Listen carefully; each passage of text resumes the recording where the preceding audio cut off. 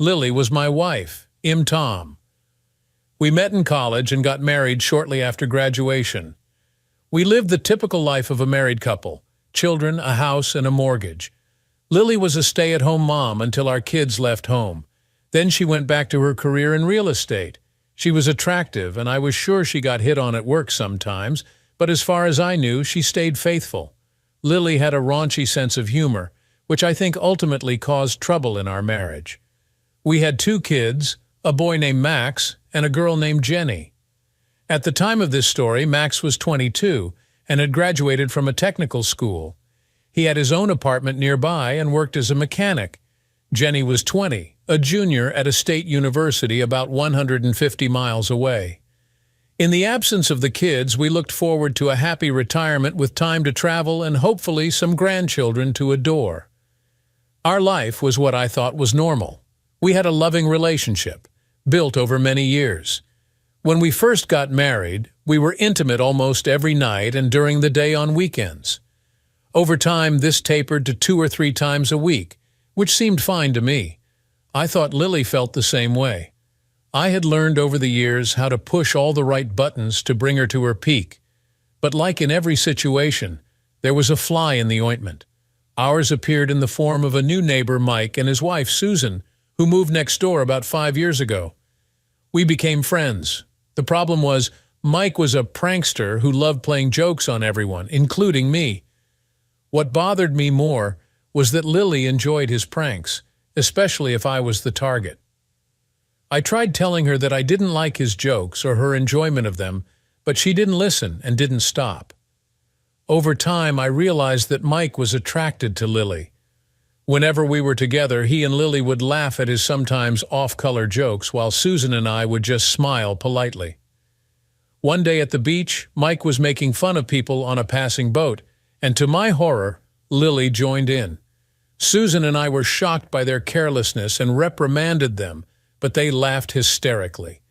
I began to suspect things were getting out of control. At a party at Mike and Susan's house, Susan and I sat in the backyard while Lily followed Mike inside to help get drinks. They were gone for a while, so we went looking for them. We found them in the living room, hugging and laughing. Mike had lipstick on his collar and around his mouth, while Lily's lipstick was smeared and her hair was messy. Susan and I were stunned. VDJ and Joe, hi guys. Sorry we're late with the drinks, but I had to show Lily my prints, VDJKJ, Mike said, oblivious to their appearance. Lily grinned. VDJA&E Mike has some wonderful engravings. You know what I'm talking about, right, Susan? DJK, I gathered my thoughts and finally spoke. VJ what the hell is going on? Why does Mike have lipstick on his face and clothes? And why do you look like you've been kissed? DJKJJ. Lily tried to explain it away. VJ&JI got carried away. You don't mind, do you? DJKJ, I began to understand. Mike had that smirk he got when making a joke, and Lily was trying not to laugh. I felt my irritation growing. Susan was still in shock. When she finally spoke, she was furious. VDJ and Joju, what the hell is going on? If you think you're going to continue a relationship with another woman in my house, you might want to reconsider. JAKJ. Mike and Lily burst into laughter.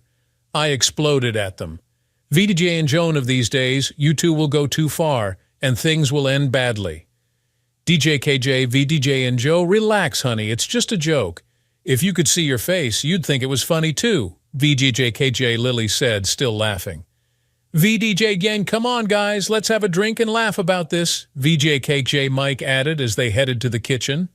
Susan and I shrugged and followed them, shaking our heads in disgust. VDJ and Joni Day, Alice, they will go too far, DJJKJ, I predicted. That night when we got home, Lily knew I was still angry. VDJ and Joni, I'm really sorry, I get carried away sometimes. Nothing happened, I just smeared some lipstick on his face and ruffled his hair. We didn't think you'd get mad. Are you still mad at me? GHAJA, VJ and Jim, trying not to be angry, Lily, but you need to stop participating in Mike's pranks. I nearly had a heart attack when I saw you looking like you were kissing him. You know how I feel about loyalty. DJKJ, VEJNJ, I know, honey. I feel the same way and would never hurt you. Please forgive me. DJKJJ. A couple of weeks later, we were invited to Mike and Susan's for dinner. Just as we finished eating, Mike got a call. VDJ Enjit's the hospital, Susan. There was a serious accident and they need you to come in. DJKJ Susan was a nurse. 10 minutes later, Susan was on her way to the hospital. Mike turned to me. VDJ Tom, could you help me with a project in the basement? DJKJ. Lily was silent, turning away from me. I didn't think anything of it at the time. VDJ sure, what do you need? DJKJ, VDJ I need you to hold something while I attach it to the ceiling. It's not too heavy, but I can't hold it and attach it at the same time. DJKJ, VDJ okay, sounds simple. DJKJ. As we went down to the basement, Lily followed us, watching with a strange smile. Mike asked me to hold a small metal box against the ceiling while he grabbed his tools. Suddenly, I felt cold metal around my wrists. He handcuffed me to a pipe. VDJ, what the hell, Mike? Take these off. DJJJ, VDJ and Joelle, buddy. Lily loves my prints so much she wants to see them again, but this time, we don't want you or Susan around. DJK? He and Lily went upstairs, laughing. VJ and let me go, damn it. You're going too far. DJKJ? I struggled with the cuffs, realizing the hopelessness of my situation. The pipe was embedded in the concrete floor and bolted to a steel beam above. I heard them moving in the master bedroom above me, Lily giggling. VDJ, hurry up and take off those panties, VDJJKJ, she said. My rage grew as I heard the bed creaking above me. My wrists were raw and bleeding as I struggled. I heard Roger grunt and Lily moan in rhythm. When they finally came back, Lily looked at me with tears streaming down her face.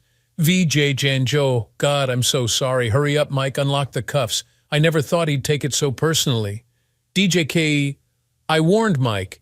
VDJ, you better give Lily the key before you unlock me and run. I'll make you regret this. DJK, Mike handed the key to Lily and ran as she unlocked me.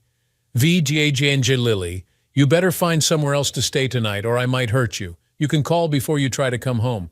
DJKJ, VJ and Jahoni, I'm so sorry. It was just a joke. Nothing happened. DJJKJ, VDJ and don't ever say that again. To me, it happened. Expect a call from my lawyer. We're done. DJKJ? I headed to my car just as Susan pulled into their driveway. VJ, what happened, Tom? Dear God, look at your wrists. Let me bandage them for you. DJKJ, VJ, Mike and Lily came up with another joke. This time they went too far. Am divorcing Lily. DJK. Susan looked distraught.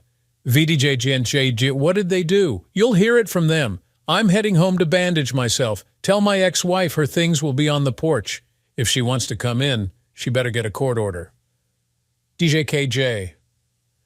I drove home, washed my wrists, applied antibiotic ointment, and bandaged them. I packed Lily's things into trash bags and put them on the porch. The phone rang, but I didn't answer. I locked the door, undressed, and lay down, emotionally and physically exhausted. The next morning, the phone rang again. I didn't answer. I showered, had breakfast, and replaced the bandages on my wrists. Around 10, the doorbell rang. It was Susan. VDJ, they really did it this time, didn't they? DJKJJ, VDJ, yes, what are you going to do? DJKJ, VJ and Jim divorcing her. They say nothing happened, it was just a joke. My perception is that it happened, and that's my reality. I'll call a lawyer first thing Monday. DJKJ, VDJ, and you're really angry, aren't you? Can't you wait until you cool down? You've been together for almost 25 years. DJK, VJ, and Joe, I won't allow myself to be a cuckold. I warned Lily many times, and she didn't listen. It's over. DJKJ, VJ, Jeng, but they said nothing happened. Just sounds like it did. They have no way to prove otherwise. Can't you leave things as they are and go to counseling? DJKJ, VJ, and JI warned her last time about this, and she didn't listen. I'm done talking. Let the lawyer sort it out. DJKJ, VDJ, and Jiff, you're happy with Mike's role in this. You can stay with him, but don't count on me. Tell Mike to stay away from me in the future. DJKJ, VDJ, and Roger is very remorseful and wants me to convey his apologies. DJKJ, VDJ, and J make sure he understands our friendship is over. As much as I'd like to stay friends with you, Alice, it would be best if we didn't. Tell Lily to find somewhere else to stay tonight, or I might hurt her. and she better call before she tries to come home. JKJ, VDJ and Joe, honey, I'm so sorry. It was just a joke. We didn't do anything. DJKJ VDJ never say it was a joke again. For me, it happened. Expect a call from my lawyer. We're done. DJK. That night I drove home, my wrists bleeding, and packed Lily's things. The phone rang, but I didn't answer. I locked the door, undressed, and lay down. The next morning, Susan came by. VJJNG, they really did it this time, didn't they? GAKA VDJNGS, what are you going to do? DJKJ VJ and Jim divorcing her. They say nothing happened, but my perception is that it did. That's my reality. DAKJ. Susan looked at me, her eyes filled with concern. Tom, can't you wait until you cool down? You've been together for almost 25 years. I shook my head. I won't allow myself to be a cuckold, Susan. I warned Lily many times and she didn't listen. It's over. She sighed, understanding my stance. What can I tell Lily that might give her some hope that you'll forgive her? If she can prove to me that she didn't have sex with Mike, I'll think about it. But I don't take their word for it. Nothing happened in my perception, and that's what matters now. Susan nodded. I'll tell her your terms. She's moving in with her sister this afternoon. I'll take her things over. Thank you, Susan. I waved as she drove away, then returned to the house. The first thing I did was look up the number of a locksmith to change the locks on my house. If I left for work on Monday and Lily came back to the house and changed the locks, I would end up on the street.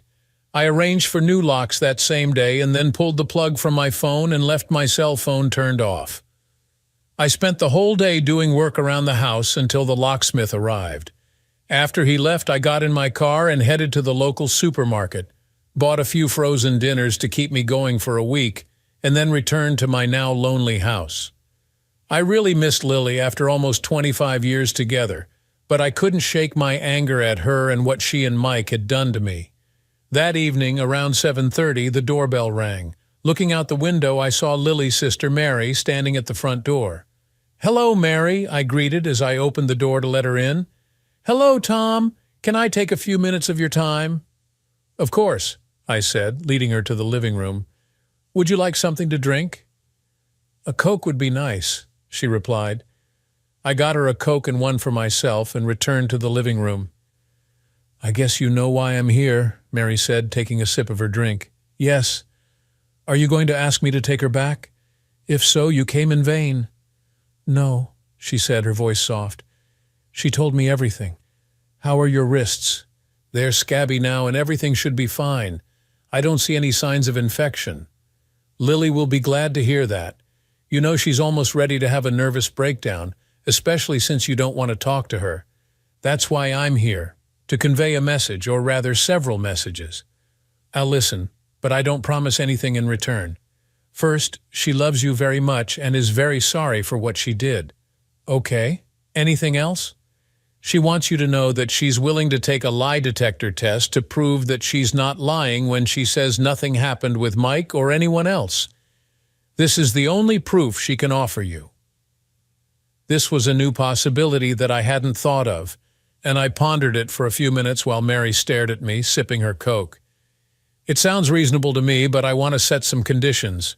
First, results proving she didn't have sex with Mike don't mean I'll take her back. Second, Mike will have to take the same test, and his results must match hers. Third, I need the approval of whoever administers the tests and questions. Fourth, I won't pay for the tests." "That sounds reasonable, Tom. But couldn't you be more confident about taking her back if the test results show they're not lying?" "No, she hurt me deeply, and even if I bring her back, it will be a long time before I forgive her." "Okay, Tom, I'll give her your terms. I really regret this. I wanted to be angry at her for her stupidity when she showed up this afternoon, but she was such a pitiful sight that I don't believe anything I could say would make her feel worse. She knows she did a very stupid thing and hurt you terribly. I'll have to give her some pills to help her sleep tonight. She also wants you to know she called your children and told them what she did. I think they were a little upset with her because she hasn't stopped crying since she talked to them. I better go back and deliver your message. Thanks for the Coke." "Okay, Mary. Thanks for coming all the way here. I appreciate your concern." After she left, I sat down to think about the situation. Some of my initial anger had cooled down a bit, and I could now think more clearly about what I wanted. I poured myself a glass half full of scotch and went to the kitchen to add an ice cube. Without returning to my seat, I wandered around the house, looking at all the things that were memories of our married life together. Did I really want to end this? I was brought out of my thoughts by the doorbell ringing again. Looking out the window, I saw my daughter, Jenny, standing at the front door, looking clearly unhappy. She had just discovered that the locks had been changed and her key didn't work. Opening the door, Jenny immediately walked inside, giving me a hostile look. "What's with the locks, Dad? And why don't you answer the calls? I had to drive 150 miles to find out what was going on." "Sorry, Jenny. I didn't mean to not talk to your mother. I heard from Aunt Mary that she told you what she did." "Yeah, and I'm really mad at you for kicking her out just because of a joke. Can't you forgive her and let her come home? When she called me to tell me what she had done, I realized that she was a complete fool." "Jenny, it was more than just a joke. I warned her before that I didn't like the way she and Mike kept up their jokes, but she didn't listen. I understand that they did this, and this is my reality until she can prove otherwise. I asked your mother to take a lie detector test and asked Mike to take it too. If the test results are true, I will have to believe her. But it hurt me so much that she thought I would accept the fact that I was a weakling and a cuckold and would laugh out loud at their so-called joke. I may still not be able to live with her again. I'm really sorry about all this, Dad. I hope you and Mom can get through this because I love you both despite what she did. I'm trying to make it happen, baby, because I really miss your mom, but I still can't get over her disrespect for me." "Okay, Daddy, I guess I can't ask for more. Now that I know what happened, I'm going to visit my mom and see if I can calm her down. I'll probably spend the night at Aunt Mary's and have to go back to school tomorrow. Please turn on your phone so I can contact you, and I know Max wants to talk to you too. He's at that job upstate and has been trying to call you after Mom called him." "Okay, baby, I'll turn the phones back on as soon as you leave. Give me a hug." I hugged her and pressed her to me. She was so much like her mother that it was scary at times, and I loved her very much. "Bye, Daddy," she said, opening the door of her car. I waved to her as she pulled out of the driveway and headed up the street, then returned to my solitary drink, turning my phones back on. A couple of days after Mary visited, she called to tell me that Lily had agreed to my terms for the lie detector test, and that she had gotten Mike to agree to it too. Mike agreed to pay for his own test to show his remorse for being part of the prank. Mary also gave me the name and phone number of the testing administrator. My anger at Lily had cooled somewhat, but I felt so depressed. If she loved me and didn't have sex with Mike, how could she be part of such a humiliating joke on me? I called the testing administrator, Jack Heron, and explained the situation. He told me he would ask the same questions to both Lily and Mike, compare their answers, and give me a final written report. He assured me that if the test results matched, it would be certain that no infidelity had occurred. If not, I would never trust her again, and divorce would be inevitable. I left the office feeling more confident that I would soon know the truth. For the next 3 days, I went to work as usual and stayed late to avoid returning to an empty house. I ate at a nearby diner and drank whiskey when I got home, lying down in my empty bed. It was difficult to sleep. I missed Lily and the warmth and love she brought to our marriage before the jokes started. On the morning of the test, I felt unsure. If the test cleared her, I would welcome Lily home, confident that I would never be the butt of another joke again. This feeling lasted until the phone rang just after 11. It was Susan. "Tom, this is Susan. I found something you really need to see. Mike is at the testing center. Can you come over right now?" The tone of her voice didn't sound good, so I quickly headed to her house. As was our custom, I walked straight through the front door and heard Susan call out that she was in the office. I walked in and saw her sitting at her desktop computer with a worried expression on her face. "Tom, I want you to see something," she said. I pulled my chair closer. "Mike has been a little secretive since Tuesday. A couple of times I walked past this door, and he hastily minimized something on the monitor. He sometimes leaves the room when he's talking on the phone. Yesterday, I'm pretty sure he talked to Lily on the phone. I just had my first chance to look into our computer without him in the house." With that, Susan clicked on the Google icon at the bottom of the screen, opening the application. "Unless you delete them, Google searches are saved. This is the history of his searches since Tuesday." My blood froze as I read some of what had been researched. There were 4 different options on the topic, how to cheat a lie detector test. Susan and I sat side by side for the next 30 minutes, reading many of the pages that Mike had looked through. When we had read enough, we retired to the living room and discussed what it all meant. We were still talking when we heard Mike's car pull up outside. Soon, the front door opened, and he entered looking at me wearily. He muttered a greeting, then walked over to the couch across from Susan and me before sitting down. If I hadn't been keeping an eye on him, I might have missed the slight limp as he walked on his left leg. This was the only answer I needed. "Mike, I believe you passed the test with flying colors," I said. Truth be told, I was pretty sure nothing had happened that day anyway. Out of the corner of my eye, I noticed Susan give me a puzzled look. Mike returned before I could tell her my plan. "If you're willing to swear that you and Lily will never pull another trick as long as you live, I'm willing to come over, shake your hand, and put this all behind us. Heck, I probably won't even bother reading the report." His face showed great relief, and he readily gave me his word. Smiling, I stood up and walked towards him. He slowly rose, extending his right hand. I took another step and firmly stepped on his right foot. Such a move should have caused slight discomfort. Instead, the blood drained from his face before he let out a blood-curdling scream. Throwing his body back onto the couch, he desperately used both hands to pull his foot out from under mine before ripping off the shoe. Susan and I watched as the shoe finally came off. Blood dripped from his sock. He was still gasping for air. A sideways glance at Susan told me she was connecting the dots.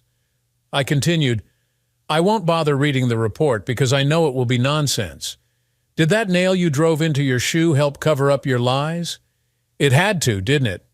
Make yourself sweat, get your heart rate up with innocuous questions so that when you lied, the results didn't look like lies." The pain on Mike's face eased a little, replaced by an expression of despair as he looked from me to Susan. "Yes, I really cheated, and I told Lily how to do it, but not for the reason you think." I crossed my arms. "This should be good. We didn't know what questions you asked the guy. What's so difficult about the question, did you two have sex?" "Yes, I know we both would have passed that with flying colors, but we were afraid you'd slip in something more subtle. For example, has our behavior always been such that it passes the test for marriage?" Susan intervened angrily. "And the answer to that question obviously was a big fat no. Why else would you bother sticking a damn nail into your shoe before the test?" Mike looked at her, his expression pleading. "Please, honey. I didn't want to lose you, and Lily certainly didn't want to lose Tom." Susan wasn't having it. "When and what did you do that would not pass the test for marriage?" Mike shifted in his chair and answered in a very quiet voice. "It was that day. We wanted to just pretend we were doing something upstairs. We were just jumping on the bed. As you can imagine, we were both fully dressed." He hastily added, "We were jumping up and down, making the bed squeak, and I don't even remember who started it, but somehow we started rubbing each other through our clothes. We both really enjoyed it. We were so stupid. I was a little confused. I'm a good judge of people, and this smacks of truth. If that weren't the case, Mike was extremely good at making up excuses on the fly." I looked at Susan. "Is this good enough for you?" "No way. This couple has proven that they are such consummate liars and schemers that I'm not even close to satisfied. Mike, put some antiseptic on your foot, bandage it, and then I think you should go. I have something to think about, not to mention cleaning up another one of your beautiful messes." Alice snapped, pointing to a stain on the carpet near Mike's foot. If Mike wasn't a fantastic actor, the look of horror on his face showed he was incredibly worried about the future of his marriage. He blurted out, "I have a video." Susan and I both turned to him. "Which video?" "I installed a video camera in our bedroom before we handcuffed you in the basement. I filmed it all." I beat Susan to the punch. "Then why the hell didn't you say this a few days ago?" Mike didn't need to answer that question. If the video showed them jerking each other off, even while fully clothed, it wouldn't be something two spouses desperate to make peace with their partners would want to make public. I, for one, firmly believe that the line of infidelity extends far beyond actual penetrative actions. Any form of intimacy, even a kiss on the lips, would be crossing the line of what is permitted. I wanted to, but Lily thought you'd freak out. We told Mike to bandage his leg and then show us the video. While he was out of the room, I sent Lily a message.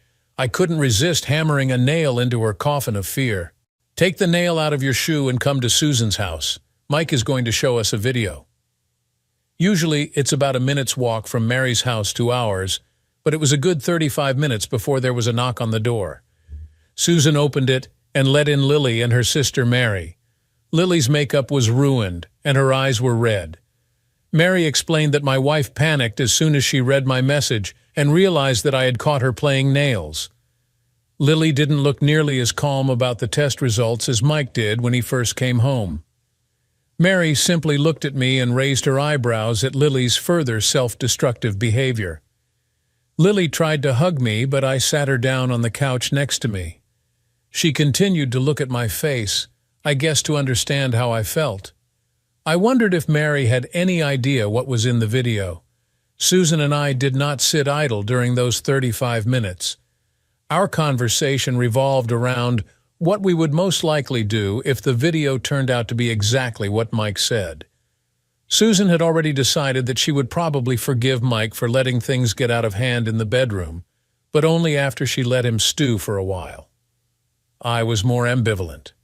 My emotional reflex was that my wife had cheated on me, which I always swore was unforgivable. However, my logic circuits were calmer. Lily had been a model wife for 25 years, and our children had already made it clear that they would be devastated if I didn't forgive her. A minute after everyone was settled, Mike appeared with his laptop, the USB flash drive sticking out of one port and a cable sticking out of the other. He placed the computer next to the TV and turned it on. I thought it was strange that he didn't just put the flash drive in the TV, but then I remembered Susan telling me that he wasn't that tech-savvy. Once the image on the computer screen matched the image on the TV, Mike muttered another apology and pressed play. Lily was looking away from everyone else in the room and the TV. She knew my stance on fidelity, and this must have been a terribly awkward situation for her. Mary looked attentively at the screen as if she had no idea what was about to happen. Mike looked more relaxed again. He sat down next to Susan and tried to grab her hand, but she pulled it away. The clip was only about 10 minutes long and pretty much showed what Mike had already described. It was almost completely innocent. A few seconds after it started, both main characters appeared fully dressed, just like Mike said. He flipped her over on her back, then straddled her, returning to the camera and saying word for word what I heard when I was handcuffed in the basement. We saw that it was Mike who started the hand game, but he was only a few seconds ahead of Lily. This was very difficult for me to watch for several reasons. Firstly, because no man with any self-esteem and outside of a bunch of crazy cuckolds wants to watch his wife with another guy in that situation. Secondly, it gave me ugly PTSD as I heard again the words that had so devastated me less than a week ago. It made my wrists burn and throb with the memory of my helplessness to prevent what was happening in the room above me. About halfway there, I closed my eyes and tried to block out the noise.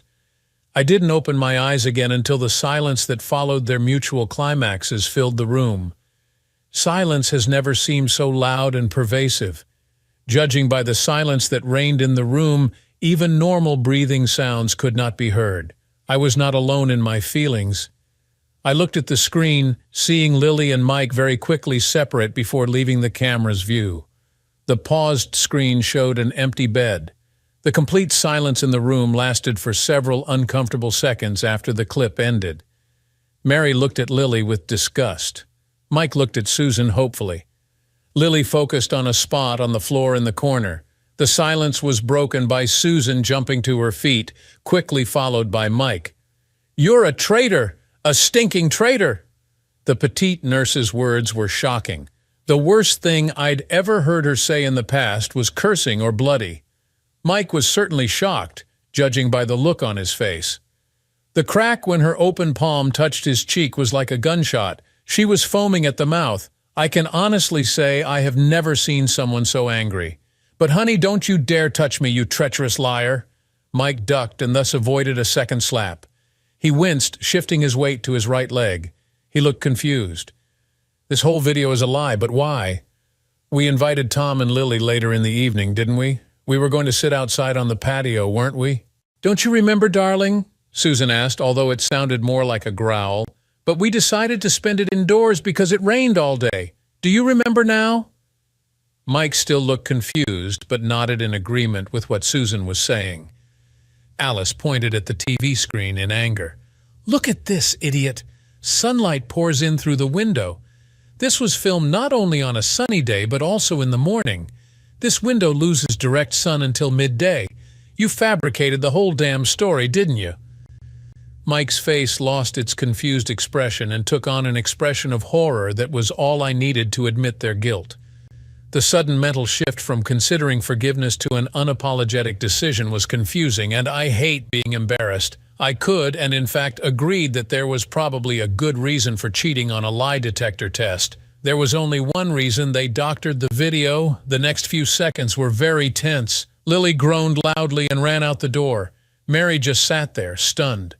Susan moved towards Mike, who tried to move past me to use me as a shield. I took one step, and with all my strength brought my foot down on his injured leg. Instinctively, he doubled over. When his head reached an almost horizontal position, it met my knee, which was going the other way. His head jerked up again. Blood sprang from his flattened nose. He joined Lily in a headlong flight away from home.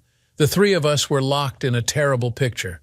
Susan stood trembling, tears streaming down her face. I knew exactly how she felt. For the second time in a week, the person I had loved unconditionally for almost a quarter of a century tore my heart to shreds. This was the same person who kept me hopeful between episodes. It was doubly stunning. Mary continued to sit and stare at the TV screen. I assumed she was stunned by her sister's stupidity and horrified by the lies Lily had no doubt told her over the past week. I walked up to Susan and hugged her. I held her as she trembled uncontrollably over the death of her marriage. "I have always preferred to grieve in private. I would do it later. Here and now, I was cool and clinically calm as one can be in a crisis. I had already begun to draw up a list of questions and lines of inquiry. I was already beginning to regret that I had let Mike leave with only a broken nose. I looked at Mary, wondering why she stayed. Was it to apologize for her part in all of this once we were settled? Was it her inability to tear her eyes away from the train wreck right in front of her? Or should we have waited until we calmed down to stand up for her sister again? Unable to answer this question without breaking contact with Susan, and with no intention of doing so, I allowed my mind to drift at high speed. The fact that Mike was quite intelligent, a skilled manipulator, and a good actor was now obvious, although he seemed not as smart as Susan. If she hadn't noticed the sunshine clue even now, we would probably both still be part of two successful couples. Looking back, the remade video was inspired. I still had a hard time reconciling this with the fact that I was faking it. I would bet my life that the soundtrack matched the words I heard that weekend. The inevitable logical conclusion that certainty led to fit neatly into that same slot in my mind, like the penultimate piece of a puzzle. They either dubbed the old soundtrack over new visual footage or copied the words and sounds in real time. Both scripts were based on them recording their actions during the original episode. Suddenly, Mike's actions playing the file through his laptop made sense. I hugged Susan one last time, sat her down on the couch, and walked over to my laptop.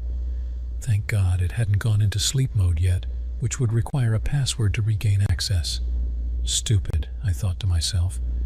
If that were the case, I could just look at the flash drive on another device.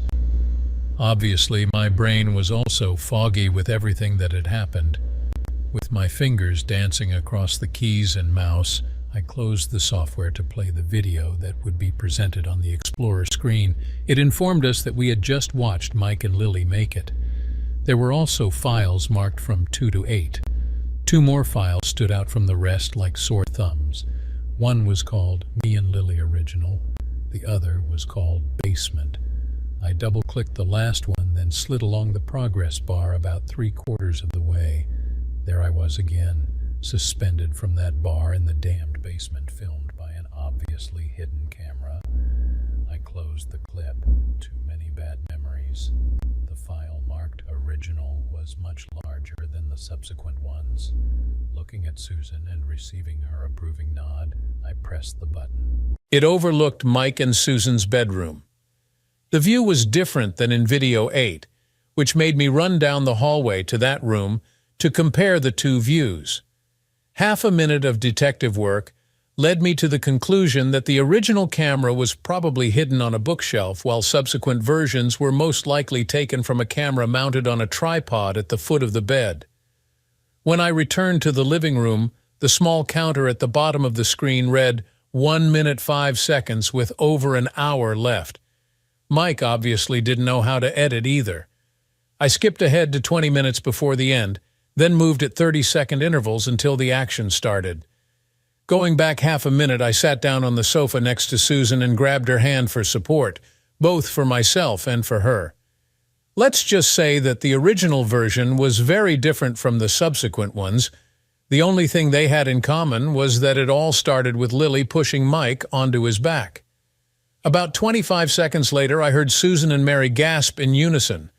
Due to the angle at which the video was filmed, Lily's face was visible as she turned her head to the side and looked down into the left of the camera. In other words, to a grate at floor level that opened into a channel that carried the sounds on which their joke relied to the basement below. The basement where I was held captive. The look on Lily's face, the one that made the two ladies gasp, was disgusting. My wife knew exactly what was going on in my head in the basement that night, and she loved it. My ever-loving wife took pleasure in mentally torturing me. I fought a strong urge to vomit. When Mike saw where Lily's eyes were focused on the screen, he grinned evilly, too. Too shocked to check the time, but a few seconds must have passed. The rest of the video played out pretty much like I imagined.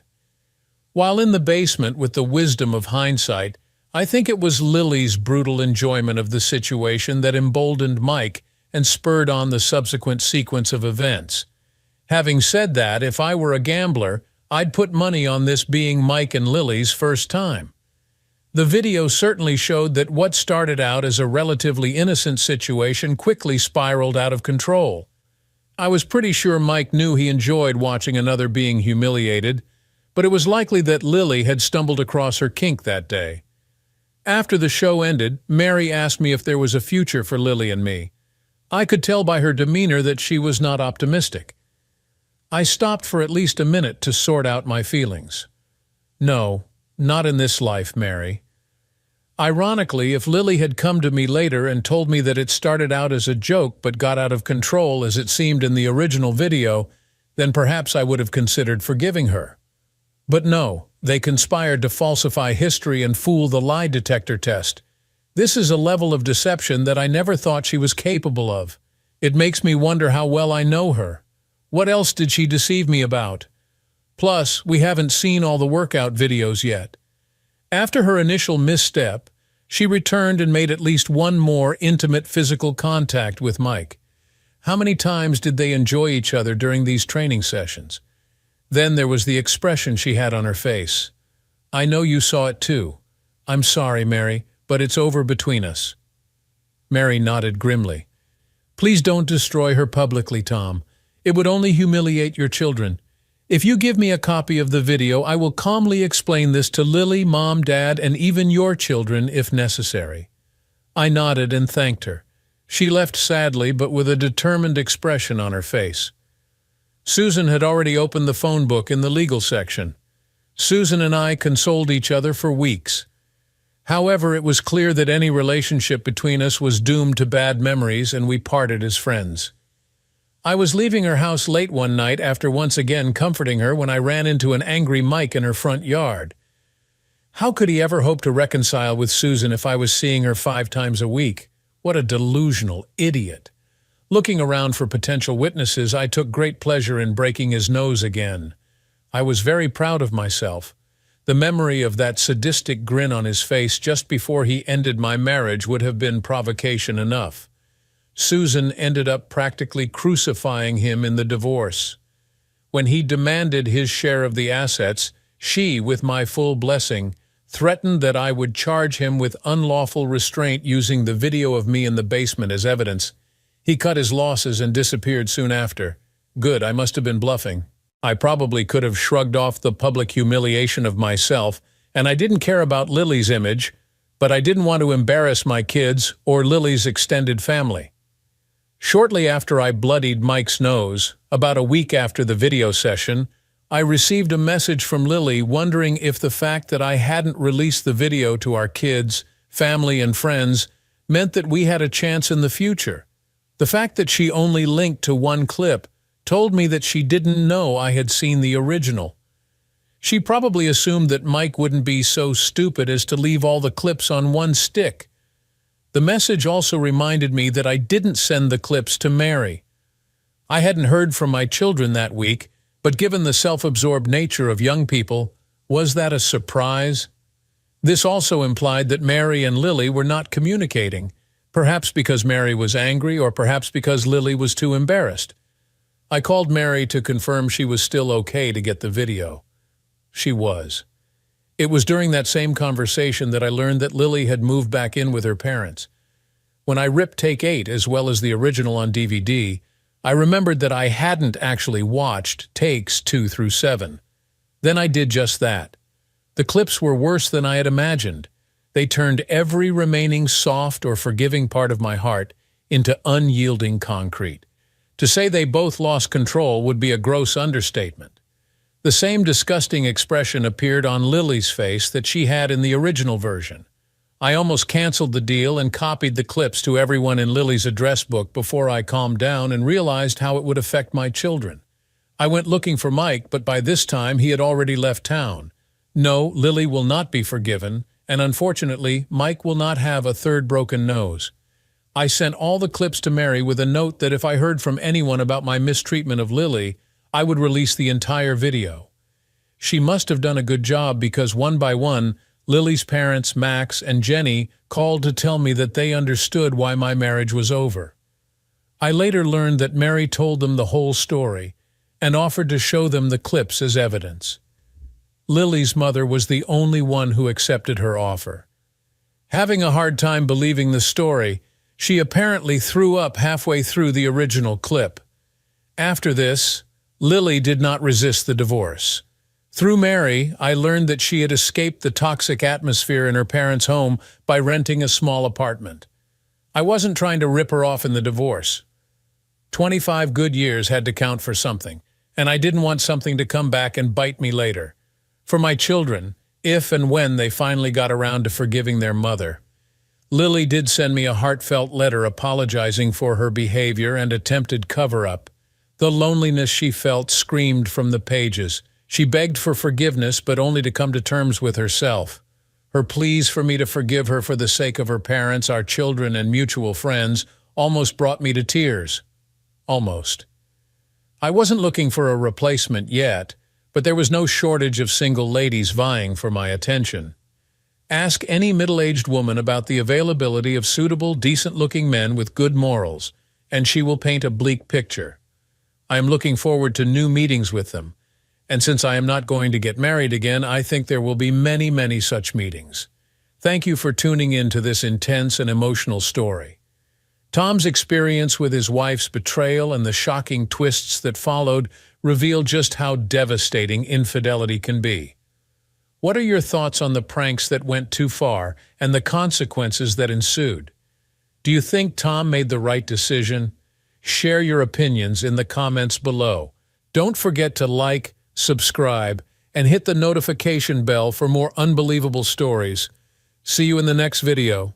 Thank you for watching. Subscribe on Deceived Husbands for more stories. It was a cold, windy evening in early March, with large snowflakes filling the air, causing my best friend Jake to drive slowly on that lonely northern county road. We were on our way to my home in a rented Chevy Tahoe due to the bad weather. We were later than planned, but I didn't care because this sad day couldn't be worse than it already was. All the lights in my house were off, but as expected, a black Mercedes covered by several inches of freshly fallen snow stood parked in my driveway. Had I not fixed the lock in my garage, the Mercedes would have been hidden inside. Jake parked the Chevy on the street, leaving the Mercedes a clear path out. Jake asked, "Are you okay?" "I'm okay," I replied. Jake continued, "So far it seems to be exactly as you feared. Do you still want to go through with it?" "Yes, I do." I think Jake was a bit unsure about me because he asked again, Okay, I'm with you, but stay cool. Don't go too far." "No, I'll only do what I have to do." We went to the house. I unlocked and opened the front door and we went in. Jake took out his digital camera. I waited while he got it ready, and then he followed me to the master bedroom. No reaction from the room when I slowly opened the door. Then I switched on the light and rushed to the bed, dragging off the comforter. Just as expected, we saw two naked people sleeping there. One of them was my wife, Emily, and the other was Robert Carter, an accountant working with her and usually known by his nickname, Slick Carter. Emily began screaming when I dragged Carter off the bed, hitting him hard several times in his belly with my right fist before giving him a hard kick between his legs, so he fell to the floor. With another hard kick to his butt, I ordered him to get up from the floor. When he was up, I dragged him to the front door where a new hard kick to his naked butt sent him flying into the snow. Jake took pictures as fast as the camera flash allowed him to. Back in the bedroom, I shouted to Emily, "The damn Slick out there needs his clothes." She screamed, "Oh my God, did you throw him out naked in a snowstorm?" "Shut up and don't blame me. I didn't strip him. Get his damn clothes out of my house." She collected his clothes and left the bedroom. I think she put on a coat and boots in the hall before she went out to him, and a few minutes later we heard him drive away. When Emily was back in the house, I told her that I didn't want any excuses or explanations, because the only thing that remained for her to do in this house was to get dressed, pack her belongings, and get out. But the only thing she could do for the time being was to sit down in a kitchen chair and cry loudly. After a while, she dressed, rang for a taxi, and left. Jake went for the Chevy, and we took in the cardboard boxes to the house, and he and I began to pack Emily's clothes and other personal belongings in the boxes. In the morning, we loaded the boxes and her new TV into the van, and I took them to her parents' house. Nobody opened the entrance door when we rang the bell, so we piled the cardboard boxes and the TV against the house. While looking at the windows, both Jake and I were sure we saw somebody watching us behind the curtains. Emily's driving license was canceled for speeding, and as I owned her car, we let it remain in the garage. Back at the house, we changed all the locks before we left for the next town, which was Jake's current hometown, where he had rented the Chevy Tahoe. After a short stop at his home, we went skiing for a week in the mountains, where our two friends were already waiting for us in a rented cabin. John Miller, a 35-year-old owner of a small but rather profitable factory specializing in making patented high-quality steel clips sold to customers in 14 countries. It was my uncle who invented and built the automatic multi-operation machine, the only one of its kind, which makes them. When he retired, he sold it to me for a fair price. A single mother working part-time, and I were the only employees. Once again, I had had a crushed relationship. I sent Emily a text message and suggested we meet to share some other things in our home when I got back from my vacation. Jake, me, and the two other friends whom we joined at our vacation used to be lucky with horses. We put some money on the races every week, and so far we had gone plus every year. The races are a very popular and very big weekly horse game. The simple rule is to pick out the winners in 7 trotting races. 7 winners in a bet can give anything between 1,000 and 2,000 depending on the number of unexpected high-odds winners in the races, and far less prizes for bets with 4, 6, and 5 winners. Of course, to pick out 7 winners in 7 races would be a genuine mission impossible if it hadn't been for the very low price, equal to 50 cents a bet. Most people used to pick out a single winner in 2 of the races and have the other 5 races covered with several horses in each race. Our gang usually gambled for amounts equal to $150 to $200 a week, which gave us a system with 1,500 to 2,000 bets. If I could be regarded as lucky with horses, It was quite the opposite with girlfriends. Usually it was easy for me both to get them and get rid of them. The girl before Emily was a real beauty, tall, slim, and naturally blonde, but unfortunately, she fit into the description of a stupid blonde. Many guys in town regarded me as a fool when I dumped her, but I found it impossible to be with a woman who never did anything at all at home and spent everything she earned on clothes, hair, and makeup equipment. Though I got some money from the races and took a fair salary from my company, which gave me a good living for an average guy, I was too poor to afford an expensive trophy girl like her, especially after her interest in sex began to be limited to quickies.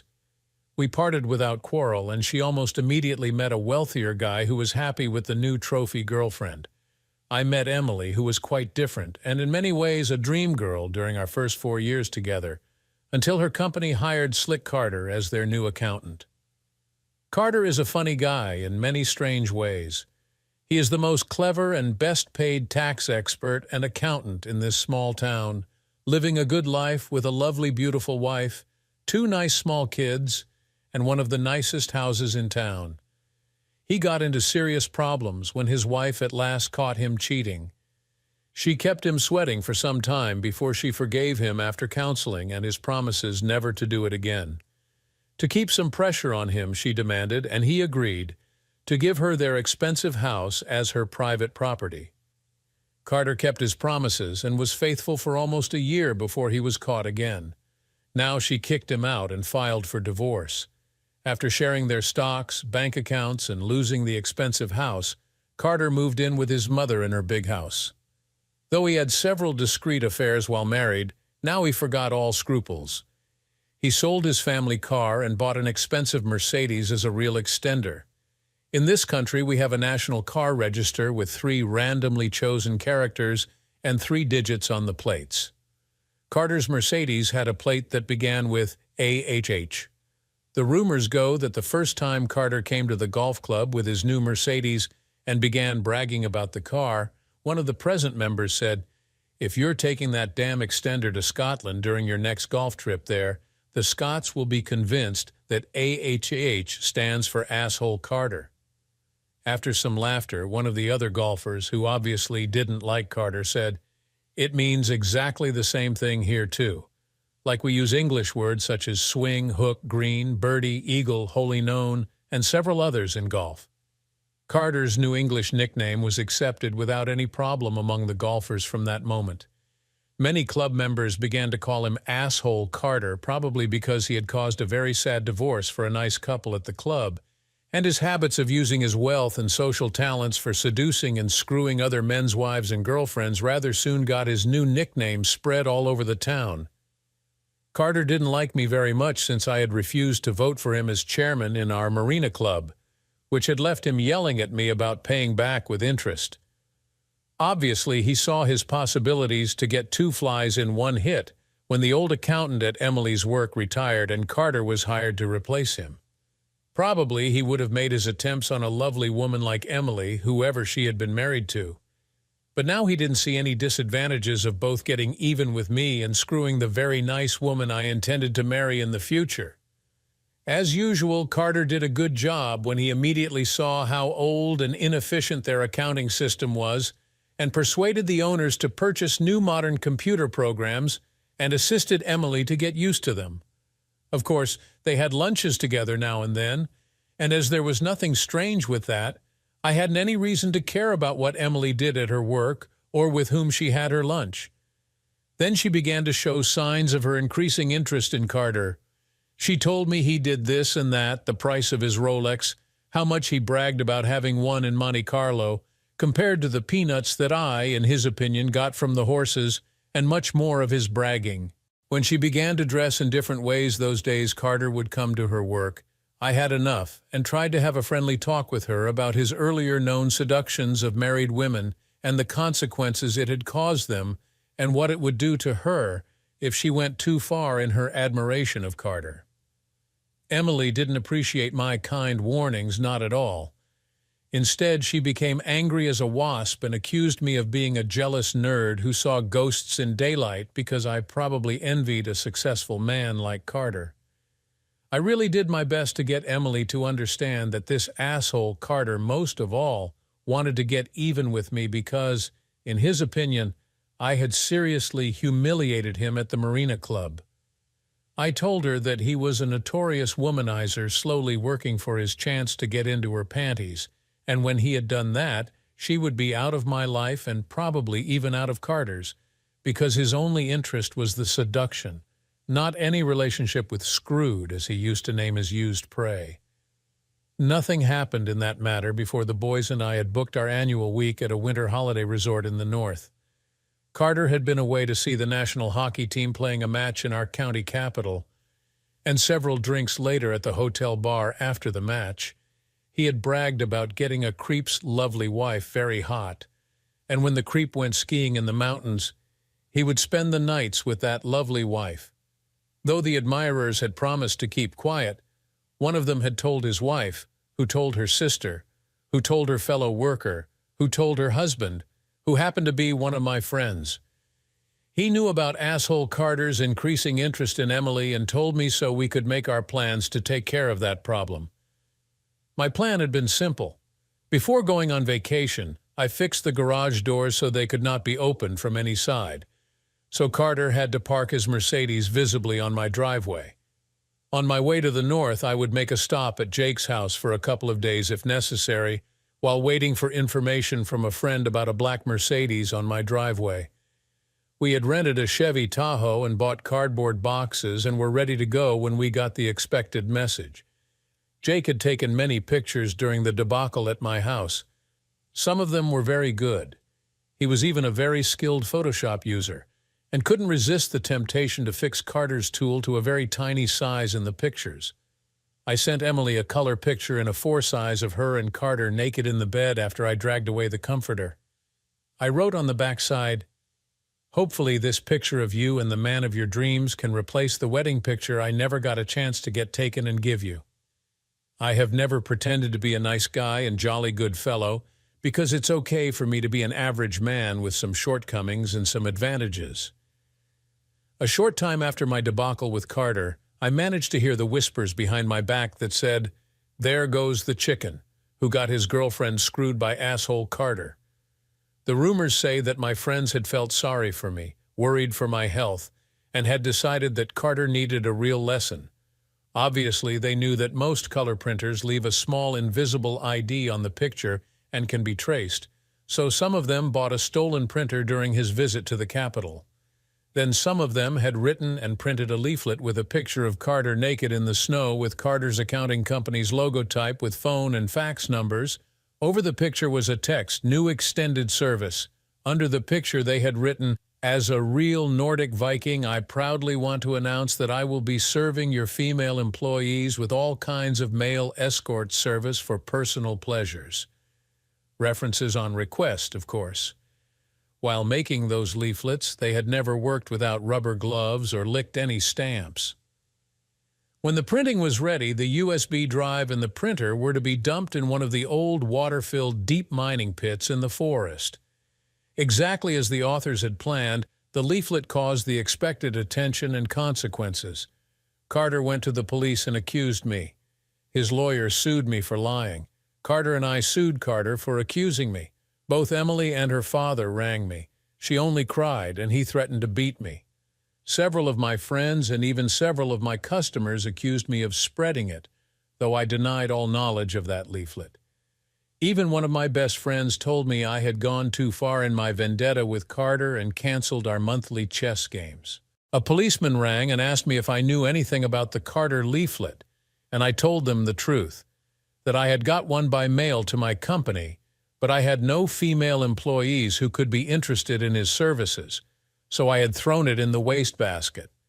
The rumors in town said that Carter had been furious and thrown things at his office when he had got a letter from the police that had said, "Your case is removed from the case list because any conclusive evidence of crime is not found." He complained to the Parliamentary Commissioner for the Judiciary and Civil Administration, who only had replied with a short standard letter that no valid reason for a complaint was found. Once again, Carter had been loudly screaming and swearing about our legal system. The gossip said that Carter had sworn to pay back with interest, so I had hired a security company to keep an eye on my properties, and one of their night patrols had succeeded in catching a man throwing a stone in a window that fit me perfectly because the man was one of Carter's employees. Then Emily found out that she was pregnant and decided to keep the baby, probably in some kind of hope that I would take her back. I didn't and refused to sign any papers or pay anything at all before a DNA test. When the authorities tried to push me into agreeing to be the father, I told them they better ask Carter, who had sex with her after me. While my vengeance with Carter went on as planned, I wasn't very successful with women for the time being. At my age of 35, the number of available single women in the right ages was a bit limited in my small northern town. The main disadvantage in a small town is that everyone knows everybody and their backgrounds. It is not funny to be together with a girl when knowing all about her background, and if she's been an easy lay in her younger days. I did, like many others, try my luck on the web. My first 3 dates were real fiascos in different ways. The worst one was 38 but had used a photo which was at least 10 years old.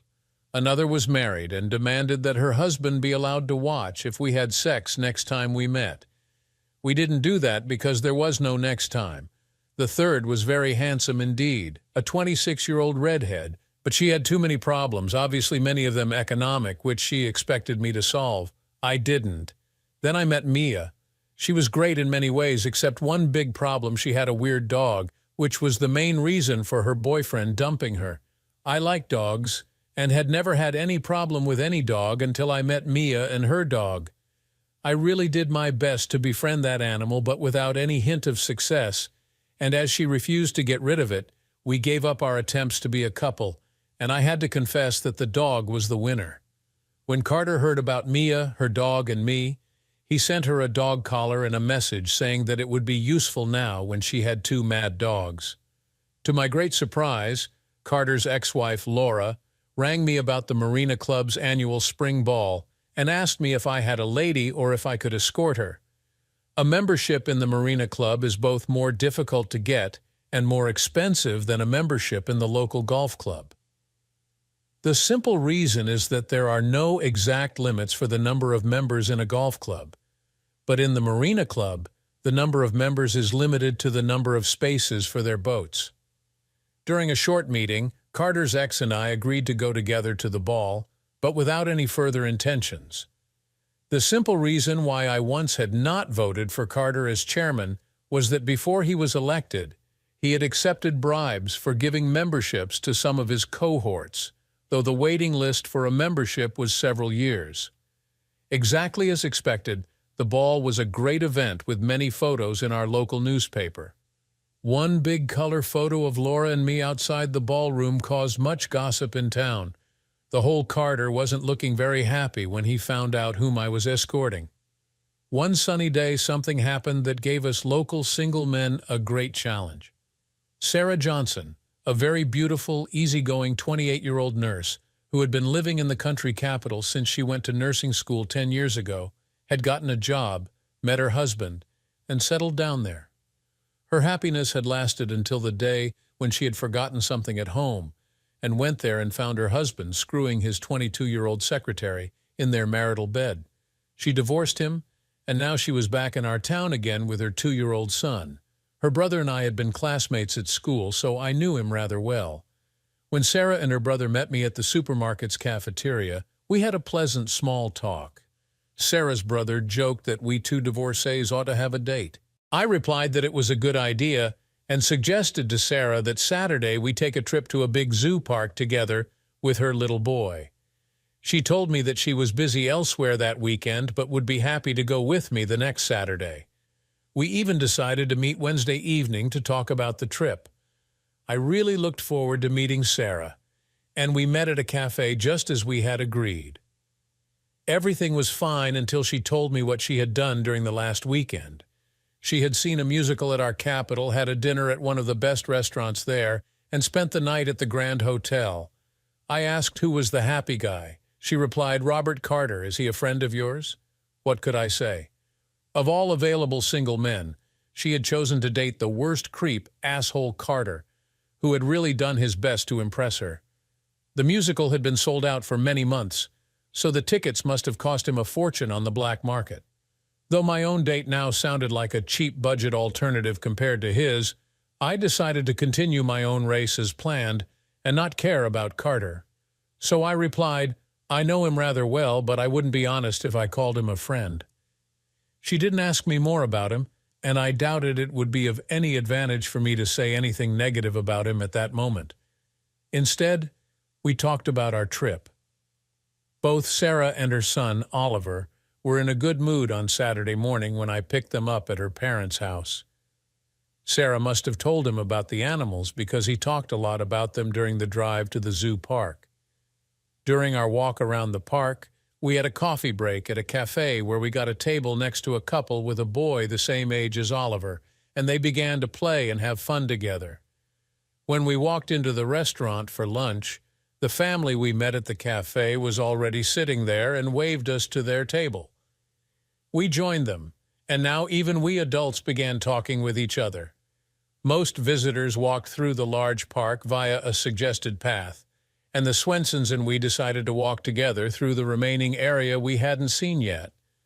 The small boys had fun together during our walk. Anna Swenson told Sarah that they were living in a small village without any other small boys Oliver's age. Then she asked Sarah, I would be glad if you, your husband, and Oliver could come to see us during a weekend so the kids can play together. We have a small guest house on the lawn near our house. Sarah's reply caused confused looks on their faces when she replied, I regret to say that my husband and I have filed for divorce and can't do anything together for the time being. My friend John here is not involved in my divorce. My husband caused it and had his secretary assist him. Anna replied with a laugh, I thought you and John were newlyweds. You look so happy together. I said, I can only hope that we will be that someday. Anders said, I'm sure Sarah won't say no thanks to a nice guy like you. What about the weekend Anna suggested? It would be perfect for me, so I replied, it would be a great pleasure. What do you say, Sarah? She smiled and said, many thanks for your kind invitation. Of course, we will accept it.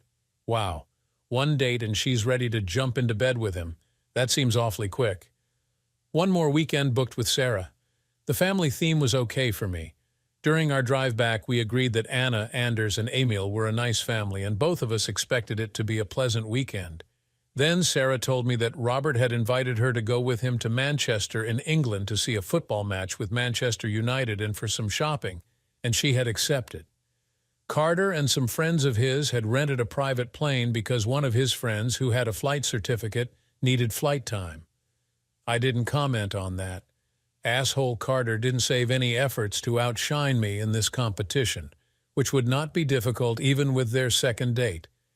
Of course, what was a barbecue with friends and a night in a small guest house in a small village compared with a flight in a private plane to England and a high-class hotel there?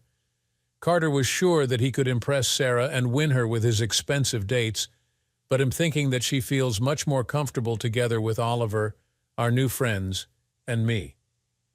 When we planned our date, Sarah and I even agreed to have dinner at my house when we were back in our hometown. I had prepared most of the food in advance and did the rest of the cooking while Sarah got Oliver ready for the night. The dinner was rather romantic, with good wine, candlelight, and soft music. We talked about many things except Carter until Sarah said, I hope you will understand that sex is out of the question for me until my divorce is final. Robert and I had a little quarrel about it when I refused to share a room with him during the last weekend, but I'm sure he knows better for our next date. I understand.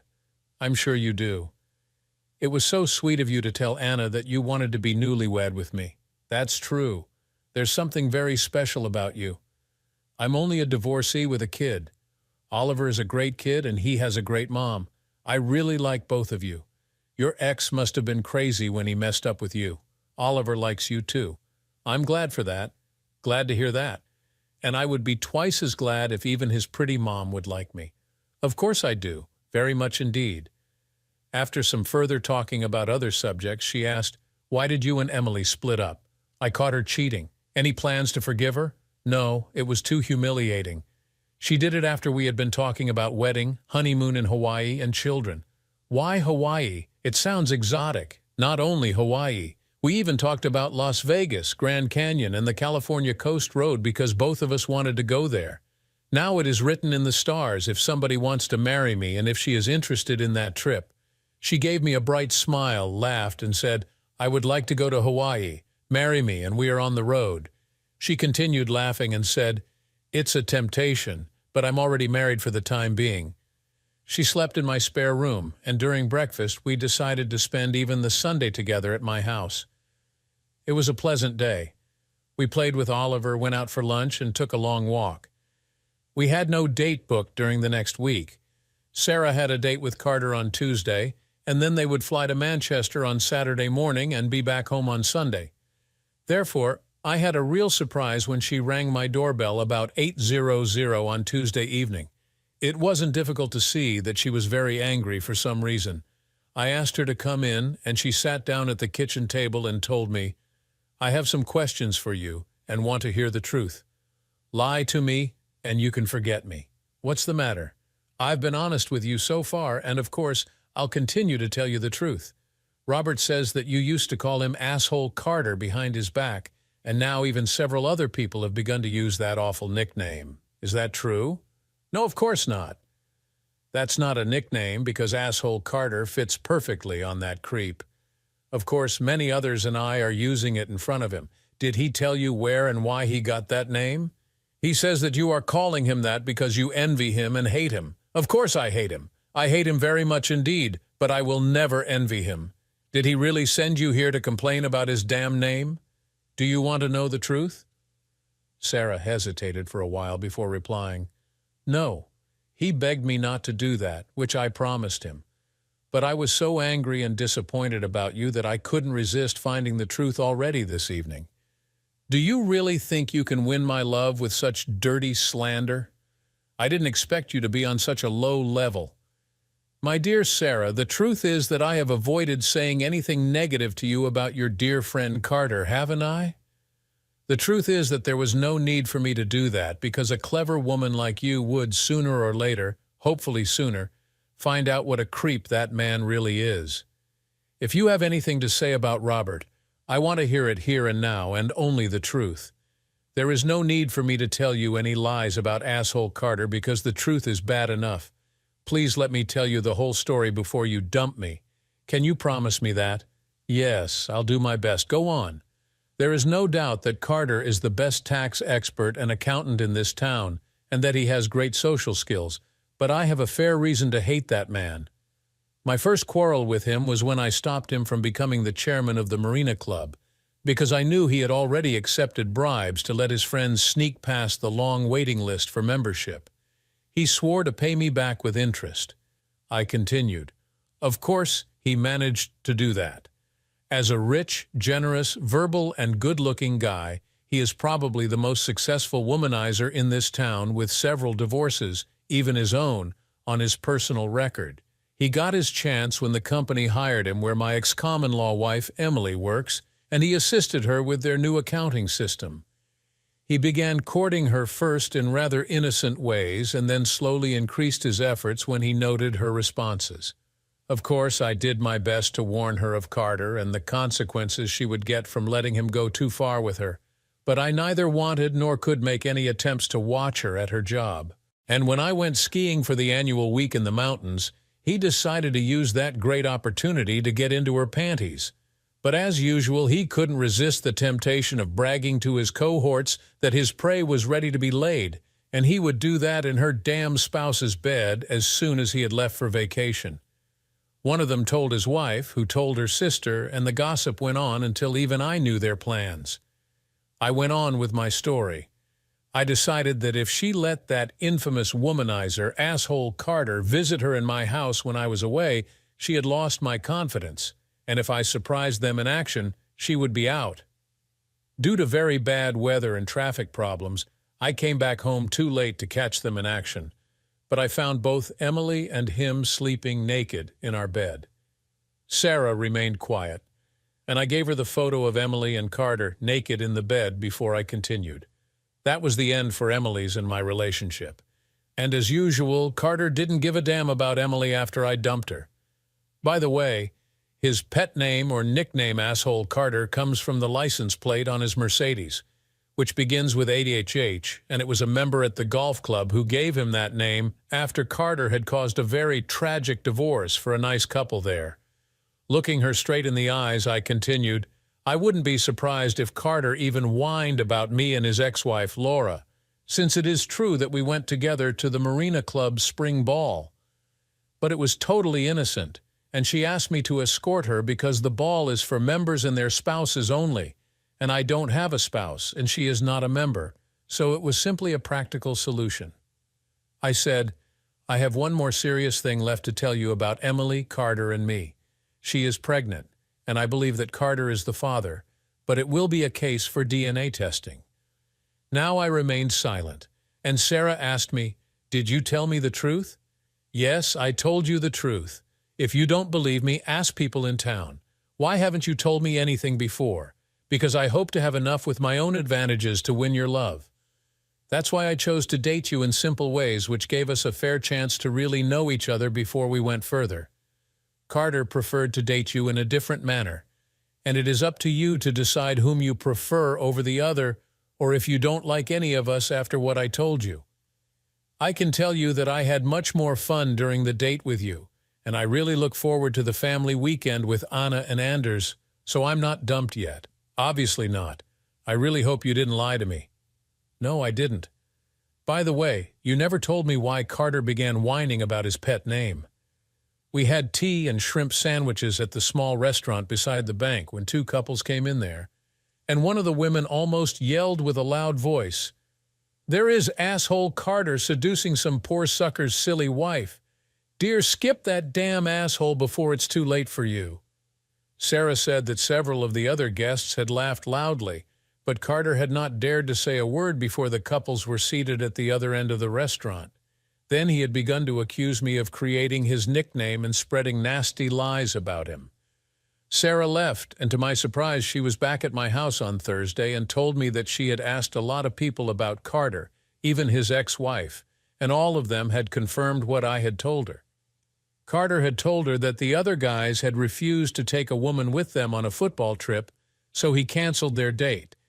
And he hadn't been too sorry because he sold her seat on the plane and the match ticket for a price to one of his friends. Sarah told me that Oliver was with his dad that weekend and asked if she could spend the weekend with me at my house. Of course, I agreed and even offered to take her to a nice hotel somewhere, but Sarah said she preferred a lazy weekend at home.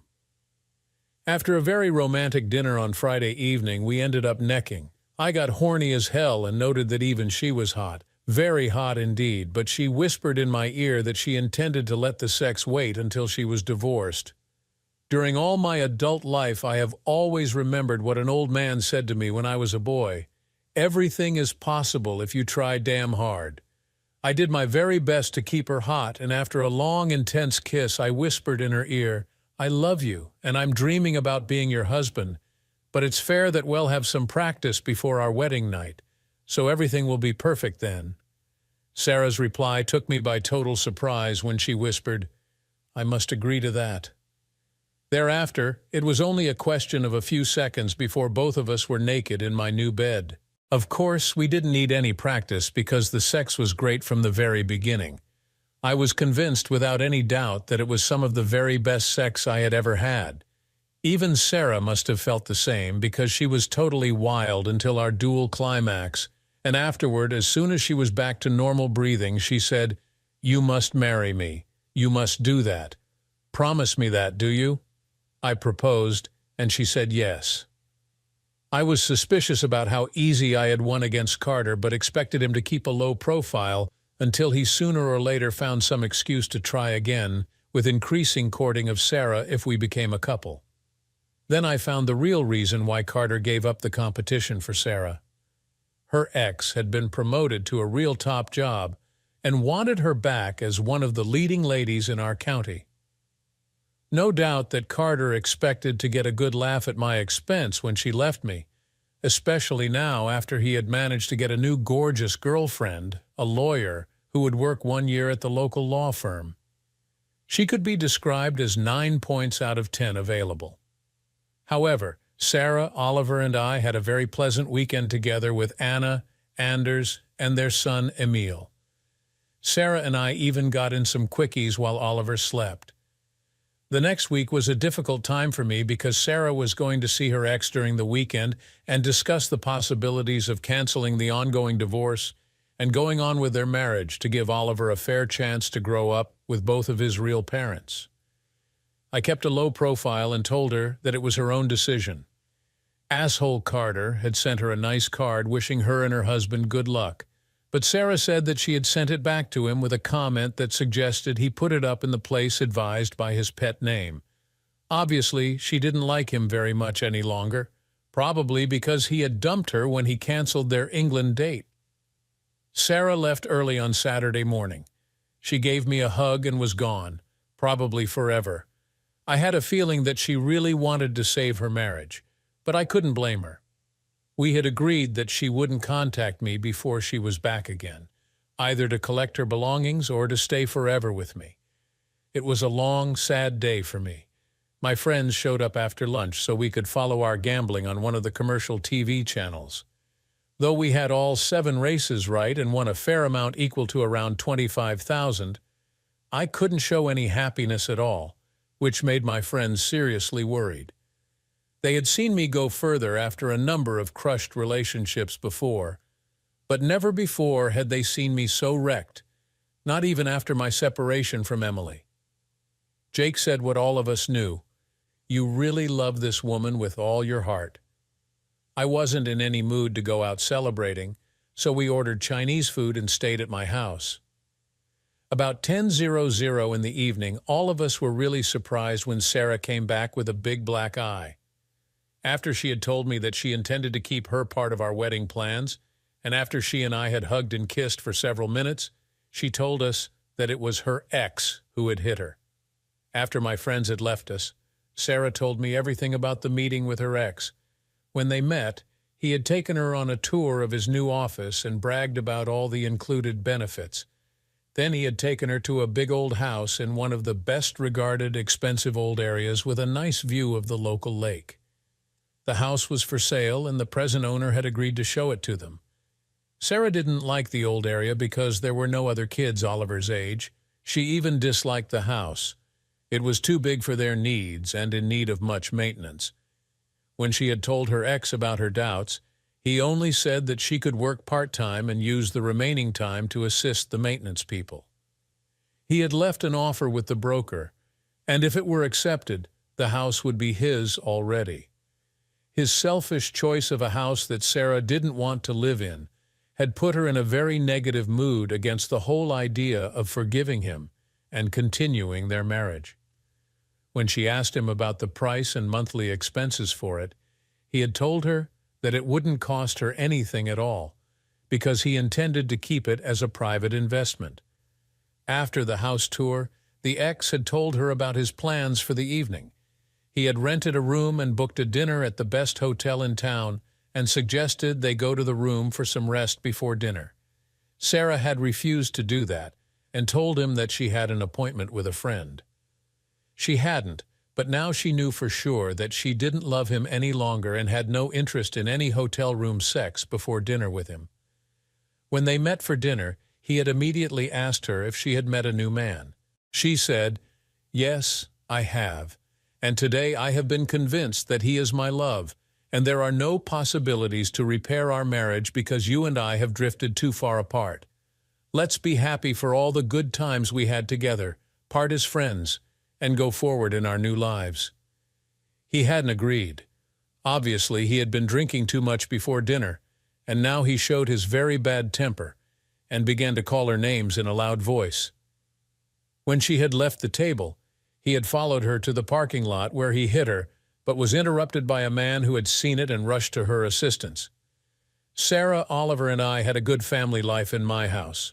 Her ex must have regretted his bad behavior very much because he gave her a fair settlement for their divorce and offered to let me adopt Oliver. Sarah and he agreed about their divorce, and then Sarah, he, and I met, and all three of us agreed that Sarah and Oliver living as a family with me would be the best solution for Oliver. Sarah, Oliver, and I were living together as a happy family. Carter hadn't bothered us with any tricks since he met his handsome lawyer girlfriend.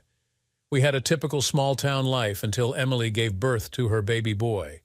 I refused to sign any papers, and the DNA test gave me the proof that I wasn't the father. Then we got a great surprise when rumors of Carter's DNA test got out in town. The baby wasn't his. After a while, the social welfare authorities got Emily to confess to a short affair with a married fellow worker, whose wife took their 2 children and immediately left him. To my great surprise, Carter's lawyer girlfriend invited me to lunch. She was a really classy and bright-minded lady. After some polite small talk, she went straight to her errand and told me that she had canceled Carter's case against me, so it was up to me if I would drop my case against him, which I promised her to do. Though she didn't expect Carter and me to be friends, she wanted us to behave like adults and forget our silly vendetta. In her opinion, I had gotten a fair revenge when Carter had let me win the competition for Sarah. I told her, "I admire you, and I can hardly believe he feels like a loser." She smiled and said, "Do you envy Robert and want to change Sarah for me?" I replied with a smile, "I really admire you, but must say no thanks because I really love Sarah." She promised me that Carter would keep his mouth shut about Emily's baby. I had to agree with her that in some strange way, he had done me a favor when Emily's earlier cheating was brought out to my knowledge. We parted with a hug, and it was a great benefit for all of us to have put a stop to the vendetta between Carter and me. During a vacation at the Spanish island of Gran Canaria, together with our very good friends, the Swenson family, whom we met during our first date at the zoo, Sarah and I married at the Scandinavian Church in St. Augustine. After a number of failures, I had gotten a loving wife. Thanks for tuning in to hear this wild story of betrayal, revenge, and unexpected love. Do you think John made the right choices in dealing with Emily and Carter? Share your thoughts in the comments below. And don't forget to like, share, and subscribe for more gripping stories. See you next time. Thank you for watching. Subscribe on Deceived Husbands for more stories. I don't know where to start. I'm a CSI agent, and I thought I'd tell you about one of my cases. For those who don't know, CSI stands for Crime Scene Investigations. Our agents are usually the second people on the scene. Right after the police or sheriff's department finish their initial walkthrough, it's our turn to start gathering evidence to help in any way we can. We try to prove innocence or guilt based on the evidence. I am Jack Brown, and I usually team up with Becky. Her name is Rebecca, but she prefers to be called Becky by her coworkers. She is one nice-looking woman, but when it comes to work, she's all business. We were at the office when a call came in. 2 people were shot to death in a motel room. The suspect was found at the scene with a gun in hand. Becky and I headed over to the motel. This looked like one of the easier cases. It's not every day the suspect is standing there holding the murder weapon when police arrive. When we got there, we talked to the lead officer. He told us that they got a call about a shooting. When they arrived, they went into the room. The door was unlocked and slightly open. On the bed was a white woman with a man on top of her. They were having sex, and he was still inside her. Both were dead.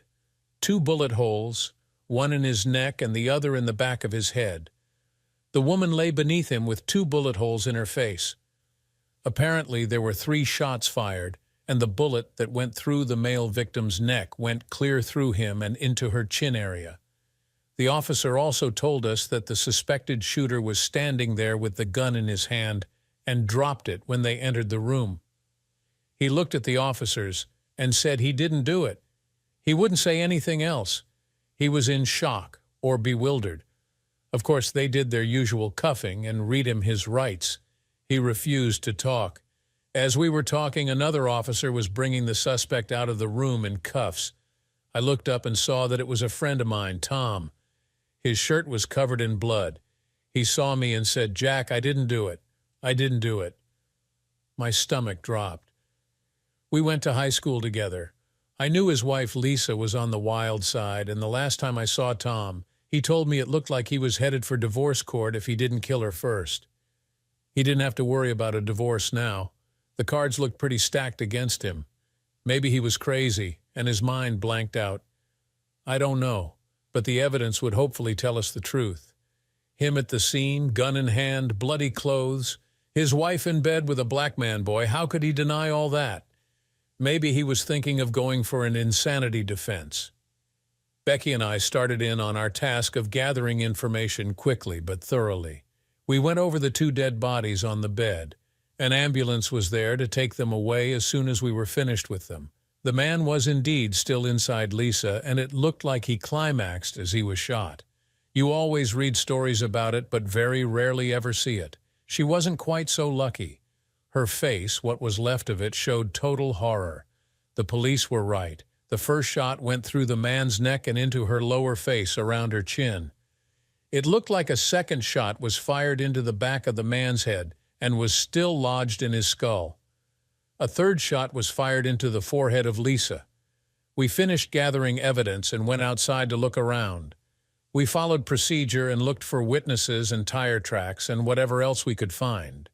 While we were inside, we found a camera on the floor at the end of the bed and took it with us. Also, Tom's car was there, and we had it towed to our garage. We called the jail and told them we wanted all of Tom's clothes to check for residue from the gunfire. 3 shots at close range should leave some residue. I got a call from the lead officer, who said that Tom kept saying he didn't do it, and that I was the only one he would tell his story to. Man, I didn't want to get involved in this mess. All the evidence was pointing at Tom, an old friend. What the hell was I supposed to do? I agreed to listen to his story. I did tell him that his whole testimony would be taped. I was still obligated to do my job correctly. I also told him that I always go by the evidence, and right now it was getting overwhelming against him, but that I still keep an open mind till all the evidence is in. I also told him that if or when it goes to trial, I would have to testify as to the evidence. It would include everything he told me now also. I asked him if he still wanted me to hear his story. He said, "Yes, Jack, I trust you to do the right thing," and began telling his story. I turned on the recorder and sat back and listened. Tom's story. I didn't know what to do. I caught Lisa cheating over and over and was now trying to figure out how to respond. We haven't been getting along for quite a while. We were married 7 years before the problems began. We had 2 kids, Tommy Jr. and Katie. As you know, Jack, Lisa and I got married fresh out of high school. I started working in one of the local factories, and she works for her dad in an insurance agency. Her dad is wealthy, but not to the rich standpoint. He's well known in our area and pulls a lot of weight. He didn't mind Lisa and me dating in high school because I was the popular high school jock, and of course, he told everyone that I was dating his daughter. As luck would have it, I broke my leg in the last football game my senior year. Any chance of a scholarship was gone. I wasn't that smart for any academic-type scholarship, so college was out of the question. My parents wanted to try and fund my education, but I told them not to waste their money. I really didn't know what I wanted to do anyway. After graduation and my leg healed, my dad got me on at the factory. It was hard work, but paid well. I did my best since my dad got me the position. He passed on just last year. I really miss him. He was too nice and too young a man to die so early in life. Of course, after Lisa's dad found out I wasn't furthering my education, he told Lisa that he didn't want her dating me until she turned up pregnant. He was pissed. There wasn't much he could do about it. Lisa and I got married before she started showing very much. Her dad wanted her in a white dress, of course. Once the baby was born, everyone figured it out. Either the baby was 3 months premature, or Lisa was pregnant before she got married. Big deal, it happens a lot. We were happy and got a small place and settled down. Of course, Lisa's dad and I never got along. I wasn't good enough for his precious little girl.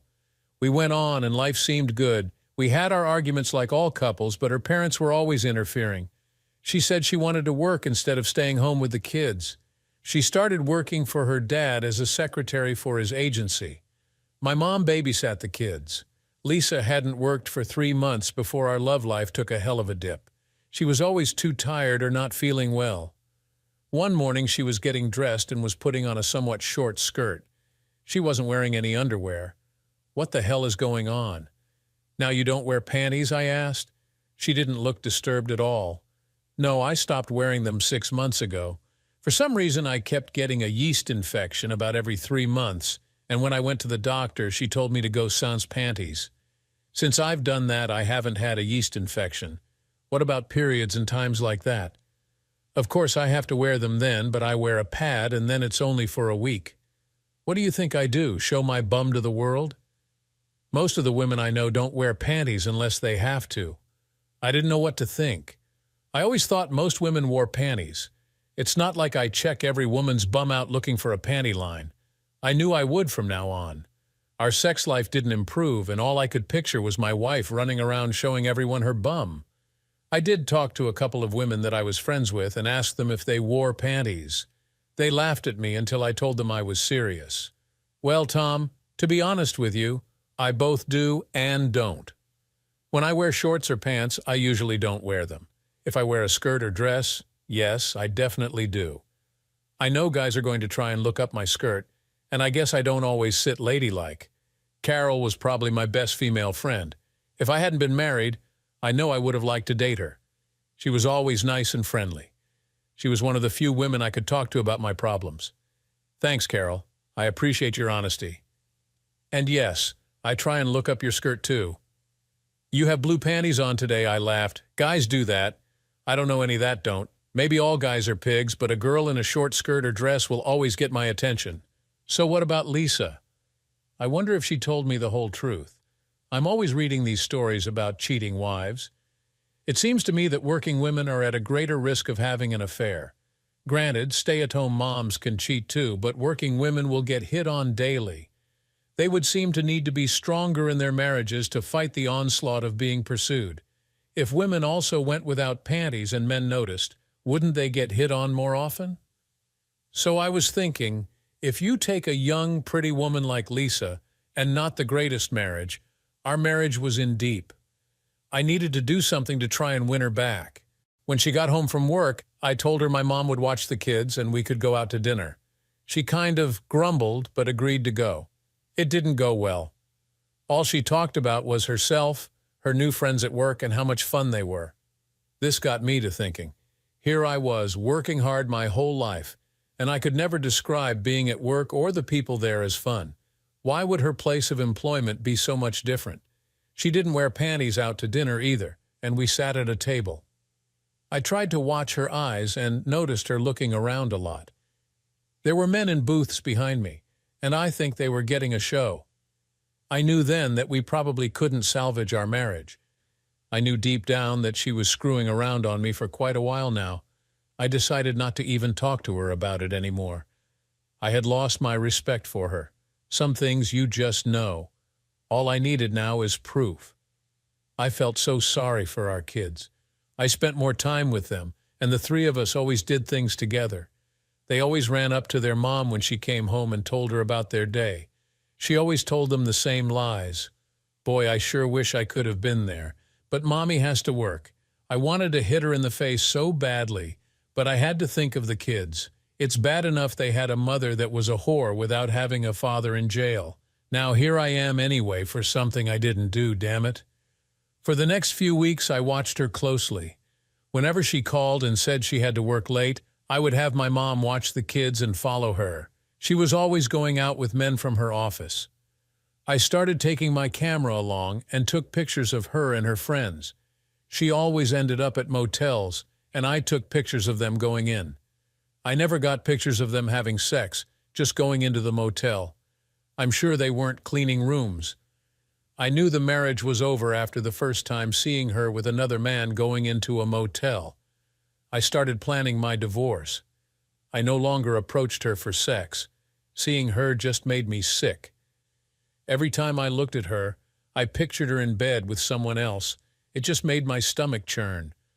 One time I remember telling Lisa that if I ever caught her cheating on me, I'd kill both her and the son of a bitch she was with. She just yelled back at me that she wasn't afraid of me. She said that marrying me was the biggest mistake of her life. She told me what a lousy lover I was. I asked her, "How would you know unless you've bedded down with someone other than me?" We were both virgins when we met, so I guess you have been sleeping around." She was nervous now. She was trying to figure out what to say. Finally, she came out with some lame excuse about what she read in some damn magazine and how her friends told her how good their sex lives were. "Well, go to hell, you and your magazine. If I find out you have been cheating on me, you're a dead woman. Tell your friends the truth.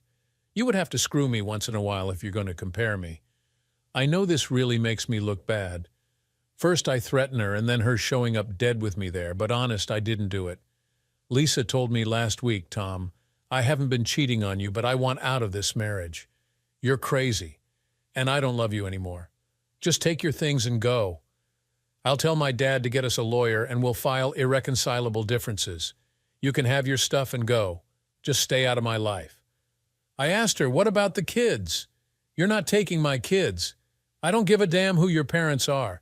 They don't do anything for our kids. I want custody, and my mom loves them, and I know will help me take care of them. Besides, when you go out with your boyfriends, who's going to watch them?" I asked. I remember her turning away from me that day and walking away. I know she loved the kids, but to what extent? She wasn't willing to give up her new sex life for them, and if I had the proof, I knew I could get custody. I have her going into motels with a number of men from the office. I wanted to get one of her in the act of committing adultery. My lawyer told me that would be all the proof I needed to get my kids. No court would have awarded her the kids or alimony with that kind of evidence. Yesterday, I heard her talking on the phone to a guy when I got home. She didn't know I was there, so I just listened.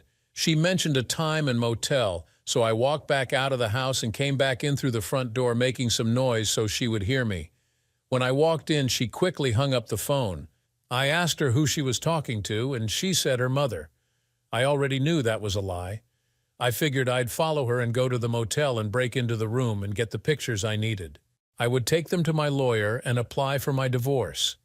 After Lisa left the house dressed like a whore, I took our 2 little kids to my mom's and asked her to keep them for the night.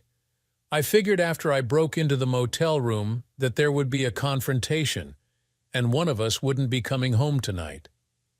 So I had Mom keep the kids out of harm's way. It took time to get the kids ready and pack them an overnight bag. I grabbed my camera, and we left. I dropped the kids off at Mom's, and I probably got to the motel about a half hour later. I really didn't have a good plan. I'm not a weak man, so I figured if there was a fight, I could handle myself okay. I really wasn't thinking that clearly. I can see that now. I located the motel in their room. It was an end room. I was sitting in my car holding my camera when I heard 3 shots fired. I looked up and saw someone leave the room quickly. I got out of my car with my camera and headed toward the room. I didn't hear any sounds coming from the inside and slowly twisted the door handle and it opened. I pushed the door open and saw a big man lying on top of Lisa. He must have been having sex with her. They looked like they were both dead, with blood coming out of them onto the bed and floor. I looked down and saw a gun. I don't know why, but I picked it up. I was like in a trance or something, staring at my wife dead on the bed with this big man on top of her. I don't know how long I stood there, but a police officer told me to drop the gun and to lay face down on the floor and put my hands behind my head. I did drop the gun as well as my camera and laid face down in some of their blood. I couldn't speak. No words would come out of my mouth. I finally got out the words, "I didn't do it." I was then taken outside, and that's when I saw you, Jack. Please help me. There it was, his side of the story. Believable? I didn't know. I told him I would go through the evidence and we would see what happens. I asked him about the person he saw leaving the room. He told me it happened too quickly. He didn't see anything but a figure running quickly out of the building. He didn't even know if it was a man or woman. They did have on dark clothing. While I was there at the jail, I did run a test to see if he had discharged a gun lately. It came out negative, but he had taken a shower after he was put in his cell. The residue, if any, could have possibly washed away. When I got back to our lab, Becky asked me how it went. "Do you believe him, Jack?" she asked. "Becky, I go by the evidence. It doesn't lie. I hope he told me the truth for his and his kids' sake, but the evidence will have to tell us more. For now, it's not in his favor." Becky said that the blood on Tom's shirt belonged to both victims. According to the photographs in the police report, he got the blood from lying face down when the officers told him to lie down on the floor. He wasn't anywhere near the victims. Whoever shot them did it from the end of the bed. I told Becky that I thought the camera belonged to Tom. He said he was taking it in to take pictures of the sex act for adultery purposes. She had already sent them to the lab to get developed. We would probably have the pictures tomorrow. We also had to find out whose gun it was. While Becky and I were talking, we agreed that the suspect, Tom, or someone else, had to know the time and place of the meeting. Becky did tell me there was no residue on Tom's clothing. She did say he pissed himself, probably when he saw the bodies on the bed. Maybe there is something here.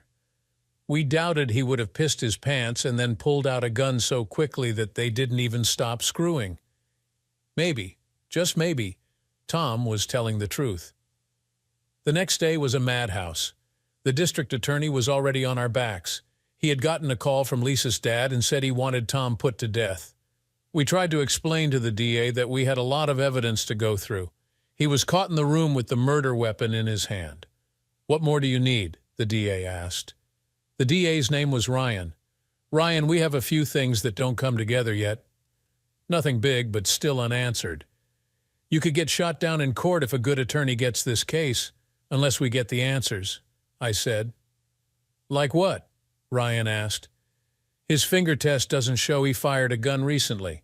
There was no gunpowder residue on his shirt. His fingerprints on the gun were over top of another set of prints, which we couldn't retrieve. The timeline is bad. Who let him in the room? He walks in the room, pisses his pants, takes a gun and shoots the victims, all the while holding a camera in his other hand. He stands there for what we figure is 7 minutes, holding the gun till the police arrive. Reasonable doubt, Ryan. His attorney just needs reasonable doubt. Give us a few days and we will see what we can find." "Damn, I thought this was an open and shut case," cried Ryan. Becky stared at me. "You know, after everything you told Ryan, I don't think Tom did it," replied Becky. "If he didn't, I wonder who did. We need to see what is on the camera. Also, we need a list of other people who stayed at the motel the last 2 nights. Maybe there might have been a witness." "By the way, do we have any info on the male victim?" I asked Becky. "His name is Tony Harris, early 40s, married, and works at the same insurance office," replied Becky. Since Tom's mom had temporary custody of the kids, she was allowed to keep them till this case was over. Lisa's parents really didn't want anything to do with them. The next day, Becky came in with all the pictures. Tom had a digital camera with over 100 pictures on it. All of them were of Lisa with different men. There had to be at least 20 different men. Our first thought was that maybe she was a hooker. Eventually, we figured out she just liked to have sex with different men. In a number of photos, the men were taking liberties before even going into the motel room. It was a wonder Tom didn't go off the deep end. He told us later that he kept thinking of his kids to keep his sanity. We headed over to the insurance agency where Lisa worked.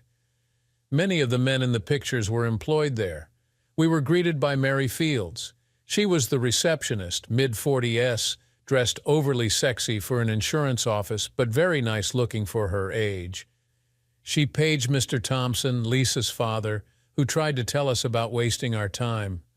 "We have the killer and need to prosecute him," he said. We asked Mr. Thompson if we could talk to him in private. He took us into his office and we sat down. "What the hell is this all about?" asked Mr. Thompson. "Well, sir, there is a slight chance that Tom might not have been the killer. We have to close a few doors before filing the charges. We have photos of your daughter with other men. Unfortunately, we have to talk to them, and many of them work here," I replied. "You have your damn killer," he screamed at me. I took some of the photos of his daughter with a few of the men in the agency going into motel rooms. "Here, Mr. Thompson, I didn't want to bring this up, but we have more pictures of your daughter with other men. I can't believe this was going on in my own business, my own daughter. These sons of bitches are going to pay. Mr. Thompson, we need to talk to these men. What you do afterwards is not our business, but we need to talk with them all now." Mr. Thompson called his secretary, and she led us to a room and had 12 different men from the agency come in one at a time and talk with us. They all said about the same thing. Most of these men were either married or divorced. None were single. Makes you wonder how many divorces might come from this one-woman sex addiction. Why are so many men so weak? She started strutting her stuff in front of everyone. She was a good-looking piece of ass. She would sit at her desk and spread her legs, showing off that kitty. How can anyone not take advantage of her? On top of everything else, she was the boss's daughter. That alone made it worthwhile. A number of responses were very similar to that one. She was always showing off her kitty. "What's a guy to do?" said some. A few men denied having sex with her till they were shown the pictures of them going into a motel with her. A couple even said they wouldn't talk to us without an attorney present. We explained that we were just checking out leads, but if they felt they needed an attorney present, we would oblige, but it would be made known and probably throw out a red flag. Most talked to us after that. One guy, Bill, was in love with Lisa.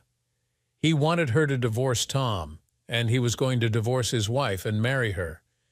He was really mad when he found out most of the office had relations with Lisa. When he found out she was having a date with Tony, he was really pissed. He loved her, and she was going to have sex with a big man. Of course, no one admitted to the shooting. We really did wonder about Bill. He was almost off the deep end. He was definitely on our short list, along with Tom, of course. They all asked if we were going to tell anyone about their actions with Lisa. We just told them that we had a private report, but that their boss knew about the situation. We knew it would be one messed-up office after we left. We still hadn't found any evidence to clear Tom. Actually, he had all more reason for revenge. Our next stop was Tony's house. We needed to talk to the big male victim's wife. Tasha Harris was her name, a good-looking woman in her 30s. She came to the door in a somewhat sexy nightgown and a silk robe. "Can I help you?" she asked. "Mrs. Harris, we are with the CSI crime team and have a few questions to ask you about your husband, Tony. First, we would like to convey our condolences.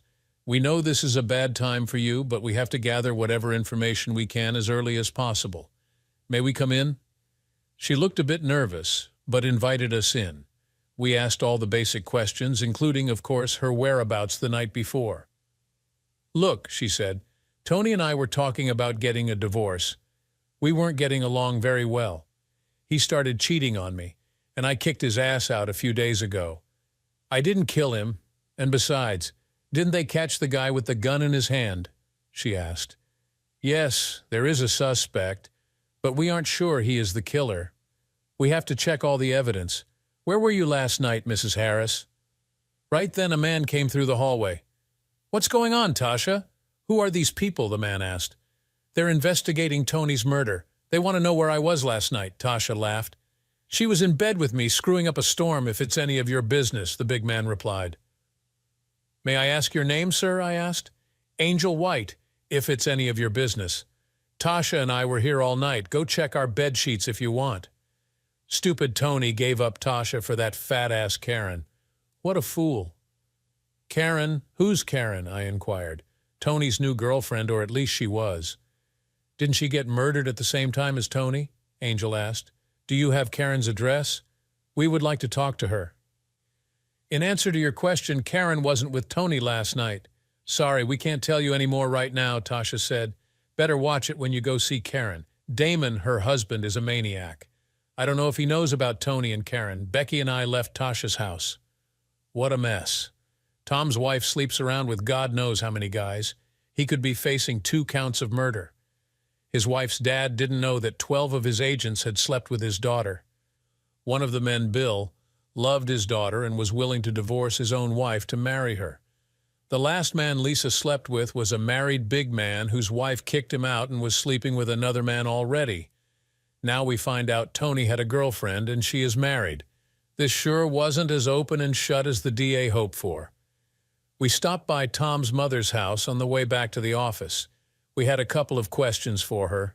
"Mrs. Brown, I am Agent Jack Brown, and this is my partner, Agent Becky Fields. We are investigating Tom's case. May we have a word with you? I asked.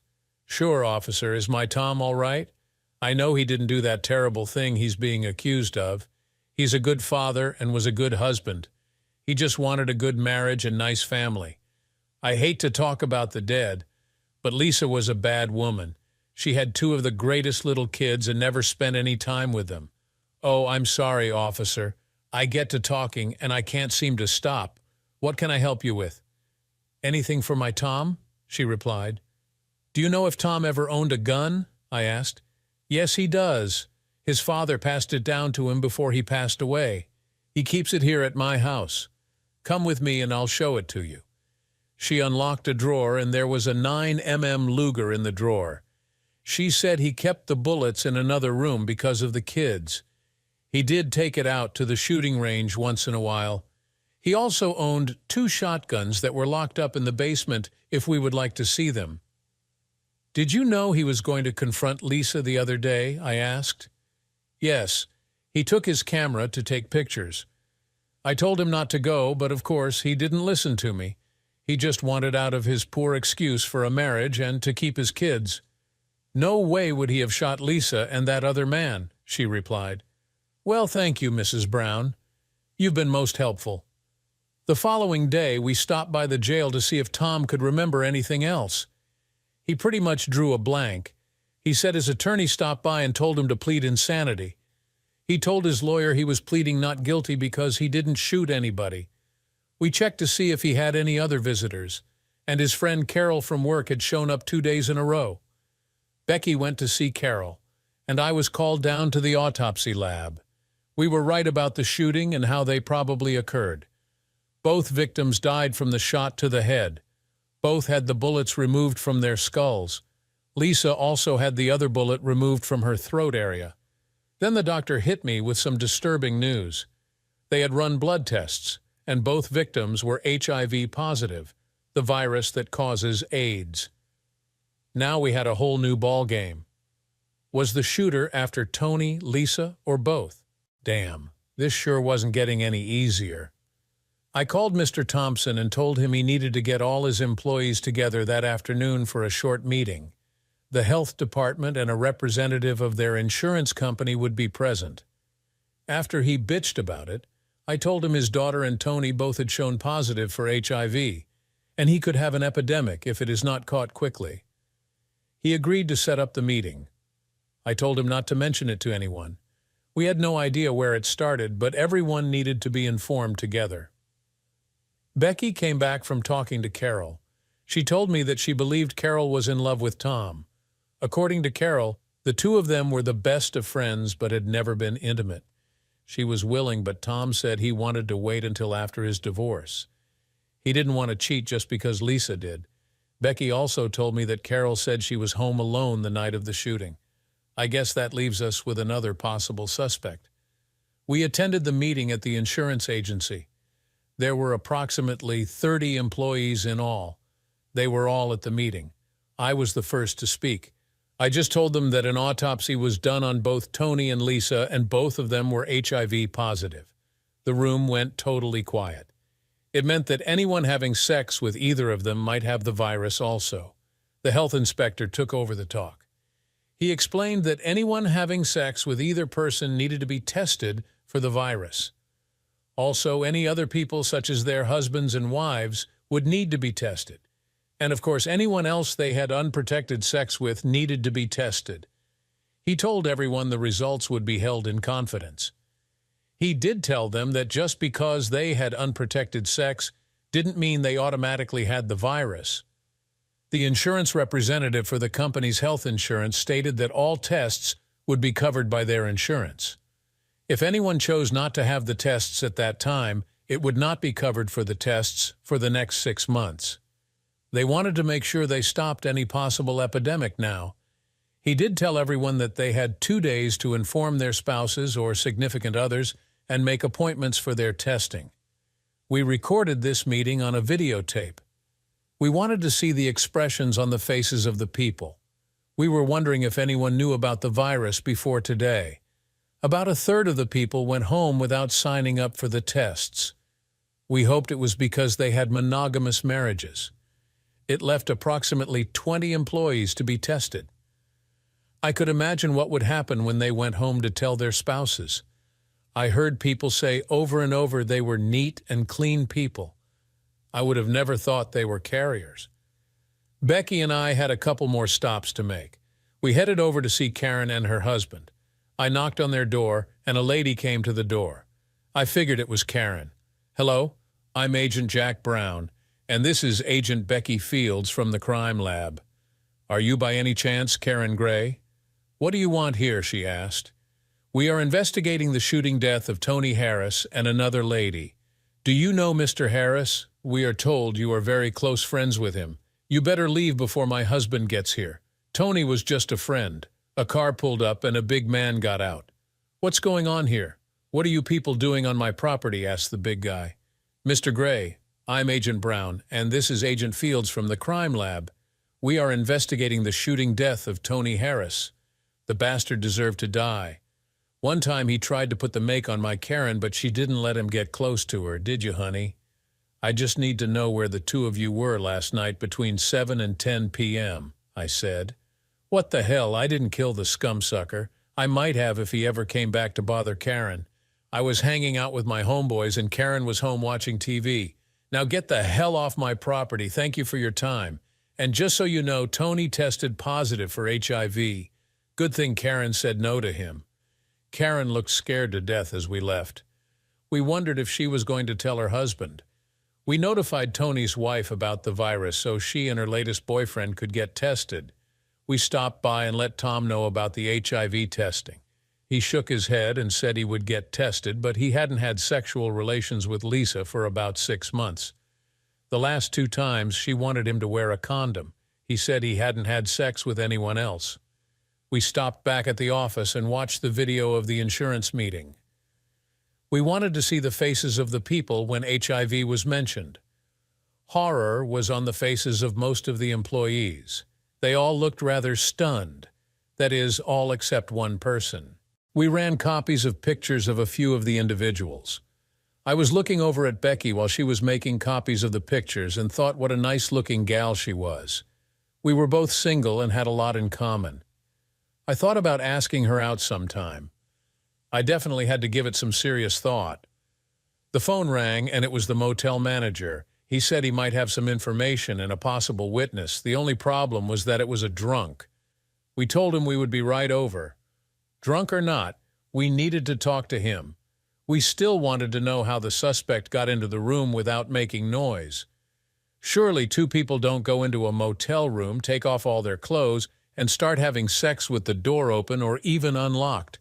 Tom told us that he saw a person leave and left the door ajar. It makes more sense than anything else we had going, but how did they get into the room without a key? We stopped in to see the motel manager and the clerk that was at the desk that night. We asked the clerk to explain everything he could remember about that night and to please leave nothing out. The clerk began. A good-looking, tall, big man came in for his key. A woman reserved the room earlier in the day. He came up to the desk and he paid for the room, so I gave him the key. He said thank you and left. "So you never saw the woman?" I asked. "Not then, I didn't. But a few minutes later, a woman came in and asked for a second key. She said she would be going out and didn't want to disturb her boyfriend when she came back. She told me the correct room number and the name of her boyfriend. So since he just left the office, I gave her the key. I handed him the photos that Becky ran off and included 2 of Lisa. Do you see a picture of the woman you gave the key to here?" The clerk looked through about a dozen pictures and handed me one. "This is her, a nice-looking lady. She was dressed in black," the clerk replied. "Are you sure? There's no doubt," Becky asked. "I'm positive. Why do you keep asking me?" the clerk responded. "It's because the person you gave the key to was not the victim," Becky replied. "Oh my God, I didn't know. The police didn't let anyone near the room, so I just assumed it was that woman. It's okay. You did the right thing in calling us. Where is the drunk gentleman you spoke of?" The manager took me to a room around the corner and knocked on the door. "Fred, the police are here to see you," the manager said. Fred opened the door and we introduced ourselves. Fred said that the night in question was a nice evening, and he sat with his door open and was just having a beer when he heard what sounded like gunshots. He had his television on an old Western and just thought he had it on too loud. A few seconds later, a woman ran by his door, got into a car down the lane, and sped off. She kind of tripped in front of the door and broke the heel on her shoe. He said he picked it up and set it on the dresser in case she came back for it. She never did. Didn't you hear sirens shortly after that? Did the police come and talk to you? When we came around the corner, your room was dark. I was half drunk.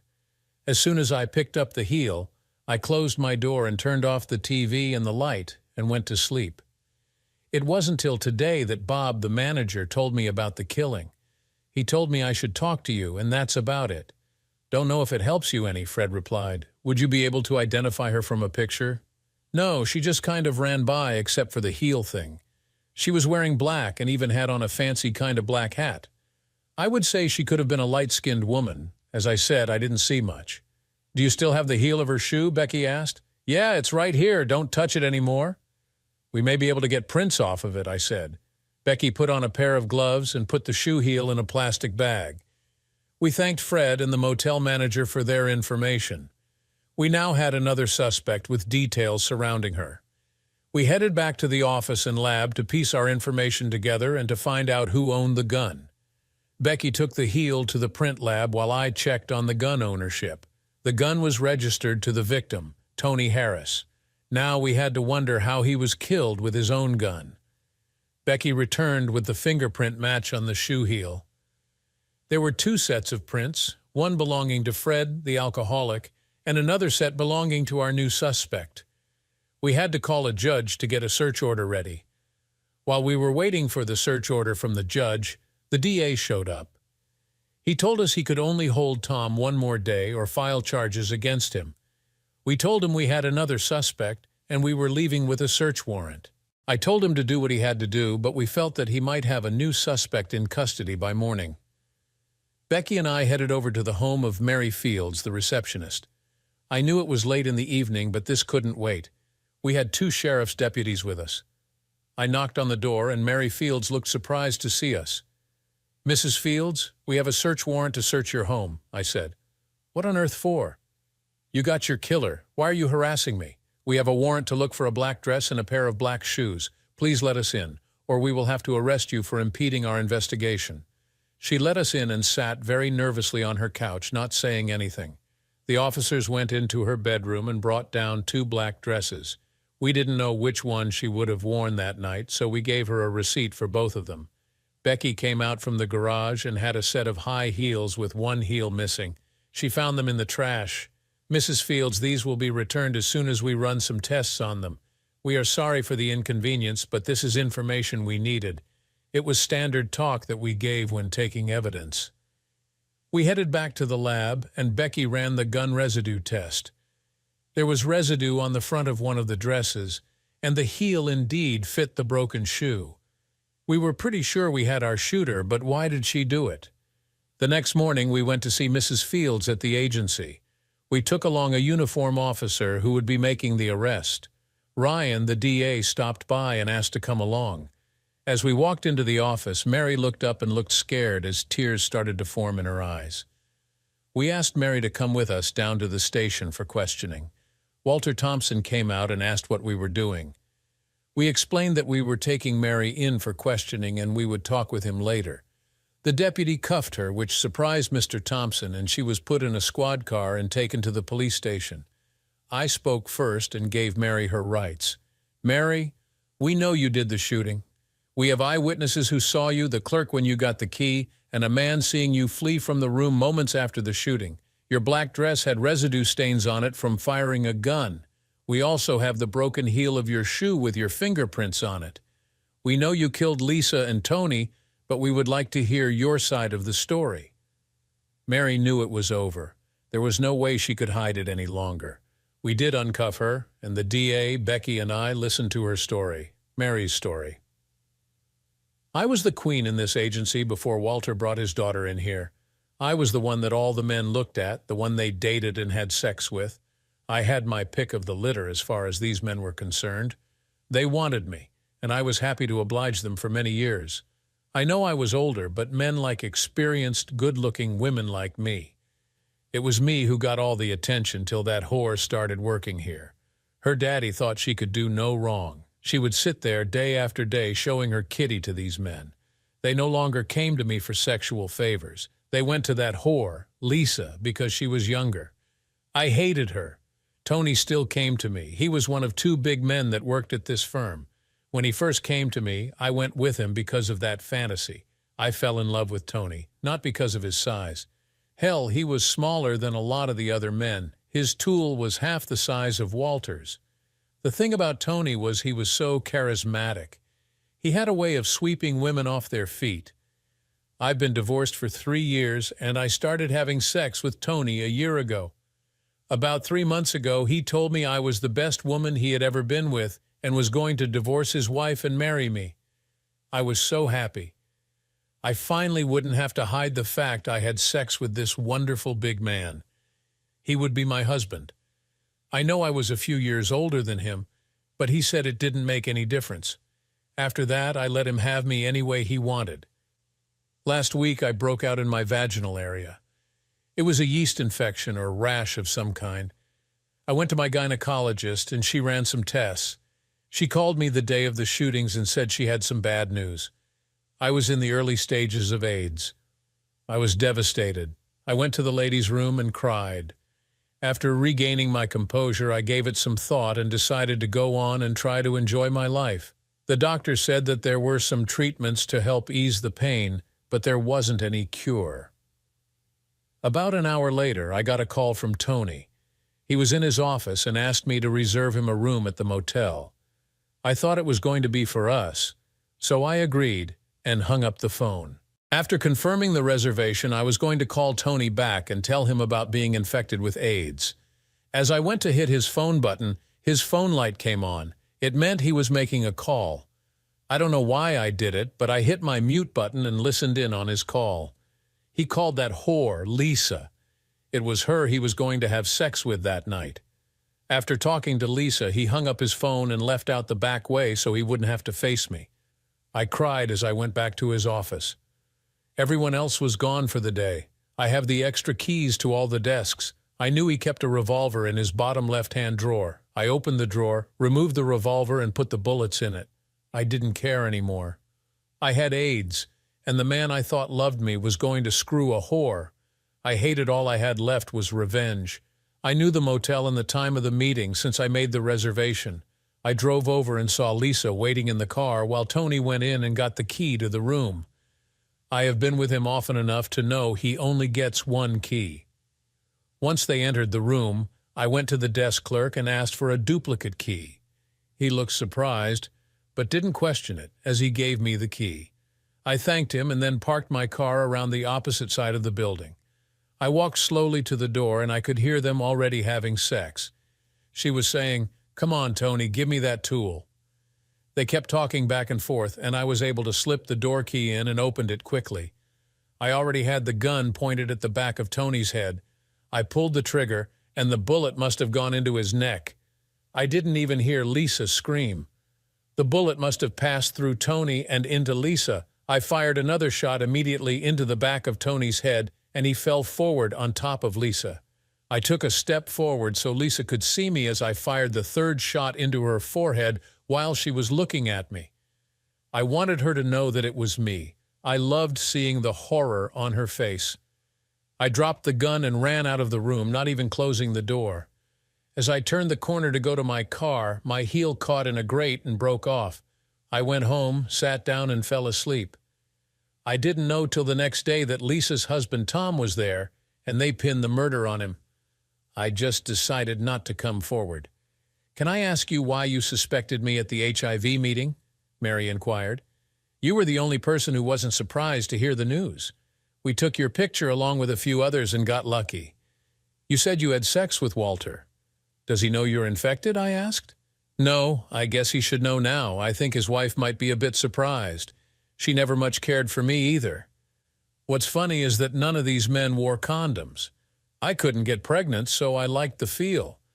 They all seemed like clean shirt-andy guys. I guess it's true that you can't judge a book by its cover. Walter and I have been having sex for a good 6 years. I wonder who gave me AIDS. I guess he'll never know. The DA booked her on 2 counts of first-degree murder. We were filing our paperwork and closing all the loose ends when Becky looked at me and smiled. "What? Why are you grinning like the cat that caught the mouse?" I asked. Becky replied, "I was just thinking how this case could make one good television show for CSI. Nope, never happened. You need some dating or love between the main agents," I responded. "We could do that, couldn't we?" she asked. "Are you saying you will go out with me, Agent Becky Fields? All you have to do is ask Agent Jack Brown, and the answer will be yes." She smiled. Tom was released from jail, and Carol was waiting for him. It was tough on the kids for a while, but between Tom's mother and Carol, the kids should be okay. Tom and Carol are dating regularly. They take the kids with them every chance they get. Tom's test for HIV showed negative. He did tell me privately that he and Carol have gotten together, and he does wear a condom, at least for now. Mary pleaded innocent by reason of insanity. She lost and was found guilty of 2 counts of premeditated murder in the first degree. She will be serving 2 life sentences without a chance of parole. The whole insurance agency is a mess. We don't know how many cases of HIV came out of it, but we know there were at least a few and also quite a few divorces. Walter Thompson, Lisa's dad, tested positive for AIDS. His wife is suing him for divorce but wouldn't tell us her test result. Tony's wife and her boyfriend were both tested. We don't know the outcome of their tests. Karen is in intensive care after being beaten by her husband, Damon. He is in jail awaiting his trial for assault and battery with intent to kill or maim. We assume she told him about her affair with Tony. Now it leaves Becky and me. I picked her up for our date. She looked beautiful, wearing a blue satin blouse with the top 3 buttons undone and a short, black, silky skirt. "Becky, you are one beautiful woman. I can't believe you would go out with me. Is this because you're hoping for a shot at TV?" I laughed. "No, it's because I've had a crush on you ever since we met. I was just waiting for you to ask me out," she answered. I looked down at most of her thighs showing. "Becky, stop looking at my legs. I know you're wondering if I have panties on since that crazy case we just had." She was both smiling and laughing. "Well, do you?" I smiled. "I'm not going to tell you. It's your next case to solve," she laughed. Thanks for watching. What would you have done if you were in Tom's shoes, finding yourself in the middle of such a shocking and twisted case? Let us know your thoughts in the comments below. Don't forget to like, share, and subscribe for more unbelievable stories like this one. See you next time.